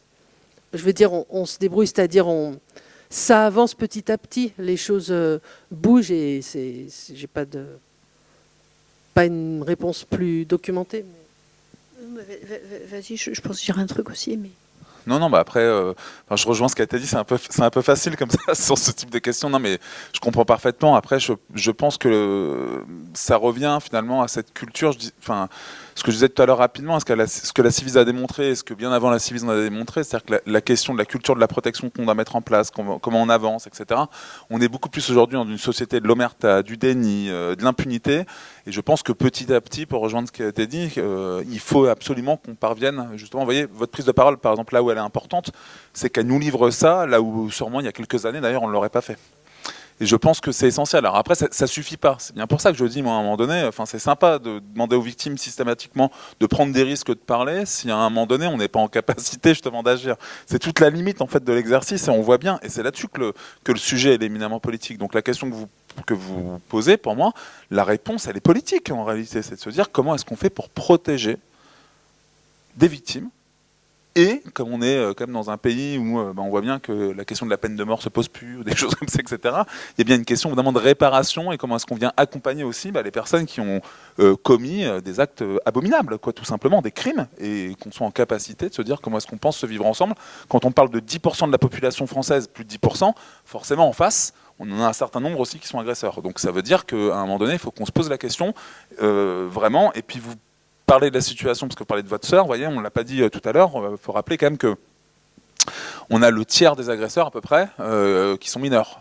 Ce qui pose aussi d'autres questions dans un pays quand même où vous avez ce qu'on appelle l'ordonnance 45 qui vous dit que on doit être en capacité de penser l'enfance en danger, y compris avec des enfants qui sont sous main de justice, etc. Donc ça veut dire que ça peut poser quand même cette question, et on voit bien qu'on a du mal. C'est-à-dire que systématiquement, quand il y a des questions de violence sexuelle qu'on ne veut pas voir, un enfant mineur agresseur, c'est un enfant à qui on retire sa minorité. Là où on devrait le protéger des actes qu'il a pu commettre, et se dire même, tiens, pourquoi est-ce que ça a été commis ? Et finalement, c'est impossible pour la société. Donc, on en reste à quelque chose. On laisse la victime avec son fardeau, et les agresseurs, on les laisse dans leur jus. Et puis voilà. Et puis après, on ne sait pas trop ce que ça donne. Donc, bien sûr, je suis. Voilà. Je suis malentendante, donc je suis pas sûre d'avoir bien entendu tout ce que vous avez dit. Donc, je vais répondre sur la base de ce que je pense que vous avez dit. Il me semble que vous avez dit que votre sœur faisait partie des intervenants du festival. Et donc, je pense que cette information-là, vous donnez une information publiquement, et que ça appellera une écoute de la part de l'institution qui organise. Et donc, je pense qu'il y aura une suite à ce que vous venez de dire, et je le souhaite. Et après, sur l'autre aspect de votre question, alors, pour finir sur cet aspect-là, il est vraiment important. Moi, je fais beaucoup de formations en ce moment. Je donne beaucoup de conférences, et je fais beaucoup de formations dans un cadre qui est plus facile que celui de la famille, mais qui est exactement par contre celui d'aujourd'hui, c'est-à-dire dans le cadre des métiers artistiques, du champ artistique. Et de ce point de vue-là, c'est une question. Qu'est-ce qu'on fait des personnes qui sont accusées, qui ont commis ou qui sont en tout cas accusées de violence ? Et c'est une question pour laquelle il n'y a pas, à l'heure actuelle, de réponse. Par exemple, quand il s'agit d'un employeur, il n'y a pas de réponse. Il n'y a pas de réponse toute faite. En fait, dans certains cas très très extrêmes, très très graves, et où il y a des preuves matérielles indiscutables, il y a des réponses qui sont possibles. Sinon, en fait, on n'est que dans le cas par cas, dans le bricolage, etc. Mais c'est une question qui commence à être pensée et à être posée. Encore une fois, il n'y a pas vraiment de réponse. Pour moi, il y a aussi un autre aspect dans ce que vous avez dit, dans ce que j'en ai entendu, qui est plutôt comment on fait. Et pour ça, effectivement, alors là, je réponds depuis un autre point de vue que celui que j'ai eu jusqu'ici. Moi, je suis une ancienne bénéficiaire, et maintenant, je suis aussi bénévole dans un groupe de parole pour personnes survivantes de violences sexuelles de façon plus générale. Mais il est vrai qu'il y a beaucoup de victimes d'inceste parmi ces victimes. Et il faut le dire aussi, il y a beaucoup d'inceste, j'oublie tout le temps le mot, mais pas simplement des parents sur les enfants, des oncles ou des grands-parents sur les... Mais voilà, collatéraux, merci. C'est-à-dire inceste commis par des frères, des sœurs, des cousins, pardon, et voilà. Et donc ça, votre question permet aussi d'évoquer un truc qu'on n'avait pas complètement dit jusque-là. Et la question que vous posez, c'est qu'est-ce qu'on fait ? Là, du coup, en tout cas, dans tous les témoignages, dans toutes les prises de parole que moi j'ai pu entendre, on fait effectivement comme on peut, on se débrouille, mais sachant que c'est aussi différent selon les âges de la vie. Par exemple, on peut avoir le luxe de ne plus parler à sa famille, de rompre avec sa famille, mais c'est un luxe en fait qui vient avec le temps, parce que quand on est encore enfant, évidemment pas, quand on est adolescent, évidemment pas, mais même quand on est jeune adulte, ça prend du temps pour des raisons d'emprise, mais ça prend du temps aussi pour des raisons économiques parfois. La question du handicap. J'ai pensé quand vous parliez, c'est quelque chose qui n'est pas forcément ressorti, et je pense que c'est important. Les personnes handicapées n'ont pas les mêmes possibilités. Moi aussi, j'ai pu m'émanciper par les études, par exemple, mais c'est parce qu'à l'époque, je n'étais pas handicapée. Et je pense que c'est... Ouais, bref, pardon. Oui, mais toutes Ouais, les vous avez vulnérabilités, en fait, elles se cumulent et elles s'ajoutent les unes aux autres. Donc, voilà, on peut avoir le luxe de rompre, mais parfois on ne l'a pas. Et c'est vrai que ça fait partie de ce qui est extrêmement... ce avec quoi il faut composer. J'ai pas de réponse plus satisfaisante, malheureusement. Disons qu'on devrait aller vers un principe de précaution qui se met en place, c'est un peu ce qu'on avait appelé nous, au niveau de la Civise, de la manière dont on peut préserver un principe fondamental, à savoir de la présomption d'innocence, et de se dire au bout d'un moment comment est-ce qu'on protège une victime, les deux pouvant être ensemble. Après, vous avez raison, on n'a pas suffisamment parlé des personnes en situation de handicap, et j'arrêterai vraiment là-dessus très rapidement. Les enfants en situation de handicap, d'après l'OMS, sont 5 fois plus exposés aux violences sexuelles. Et c'est vrai qu'on n'en parle quasiment jamais. Je citais le rapport tout à l'heure de la CIAS, donc de la Commission indépendante sur les abus sexuels dans l'Église, qui fait déjà état de 330 000 victimes de pédocriminalité en 70 ans, donc 13 enfants par jour. Et ce rapport n'a pas mentionné du tout les enfants en situation de handicap, et pourtant l'Église est quand même à l'origine des établissements d'accueil, en fait, des enfants en situation de handicap en France. Donc on peut s'imaginer, vous voyez, certains s'aventure sur des chiffres. Si on prend les comptes de l'OMS, on serait à 1 500 000 personnes en 70 ans, au bas mot, sur un massacre de masse terrifiant. Déjà 330 000 c'est beaucoup, mais 1 500 000 ça devient vraiment beaucoup. Mais vous avez raison, les personnes en situation de handicap, on n'en parle pas. Il y a des études qui le montrent, et notamment, je pense aux femmes autistes. Vous avez 9 femmes autistes sur 10 en Europe victimes de violences sexuelles.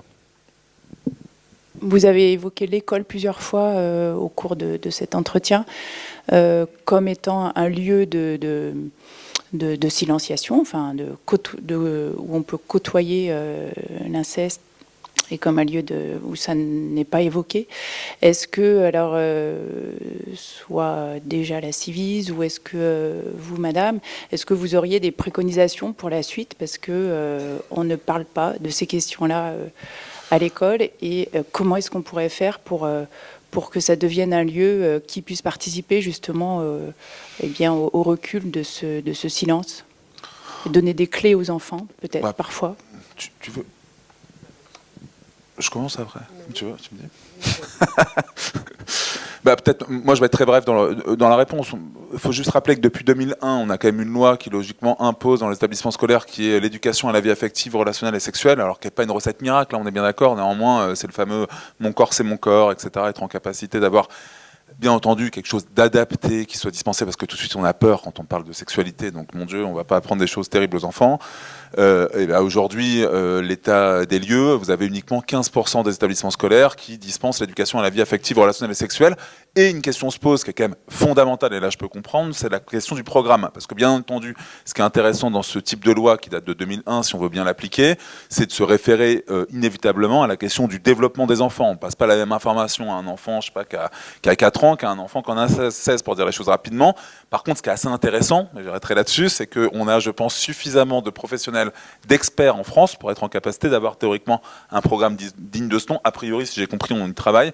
La question reste la même. Pour moi, on y travaille, c'est bien, sauf que quand on a autant d'établissements scolaires qui n'ont pas cette éducation à la vie affective, relationnelle et sexuelle, qui représente que, je crois, 3 heures, 3 heures par an. Voilà, par an, ce qui n'est pas grand-chose. Quand on ne forme pas les professionnels de l'éducation nationale, que ce soit les enseignants, mais pas uniquement, parce que je pense qu'il faut penser aussi aux agents de service, etc. Bref, à l'ensemble des professionnels qui peuvent être au contact des enfants, ça signifie que, bien entendu, ça dit quelque chose de la volonté politique. Yes. Moi, je partage l'avis d'Arnaud. Et qu'est-ce que je peux rajouter d'autre ? Il me semble que l'école, c'est un lieu de silenciation, mais pas que. C'est-à-dire toutes les institutions, elles sont traversées par la même mécanique que dans la famille, qu'on est tous socialisés à se taire sur les violences sexuelles faites aux enfants et à tout le monde. On est tous socialisés avec ça. Alors donc, les institutions, elles portent ça. C'est-à-dire le berceau des dominations, c'est aussi de fabriquer de la domination depuis le berceau, parce qu'après, la vie sociale, elle est traversée, elle est structurée sur de l'asymétrie et sur une verticalité. Et donc ça prend bien, ça s'enracine quelque part. Et moi, voilà, c'est ça mon idée. L'enquête, elle montre que le berceau, le terreau de tout ça, c'est la famille. Et donc l'école, elle est faite aussi de gens comme vous et moi, c'est-à-dire qui se battent. Et pareil dans les rectorats, pareil dans les académies. Et donc les politiques de l'éducation nationale, pour l'instant, elle n'aide pas beaucoup. Donc il y a des lois, il y a des programmes, c'est difficile, mais il y a énormément d'enseignants que vous devez connaître, enfin, qui se battent au quotidien, qui font des signalements, qui font des programmes, qui font de la pédagogie, qui sont hyper didactiques, très dynamiques et qui sont plus ou moins comme vous, nous, parfois découragés parce que c'est hyper dur, mais je trouve qu'il y a l'institution, mais après, à l'échelle individuelle, il y a des initiatives exactement comme nous, là, comme dans nos familles. Un immense merci à tous les deux.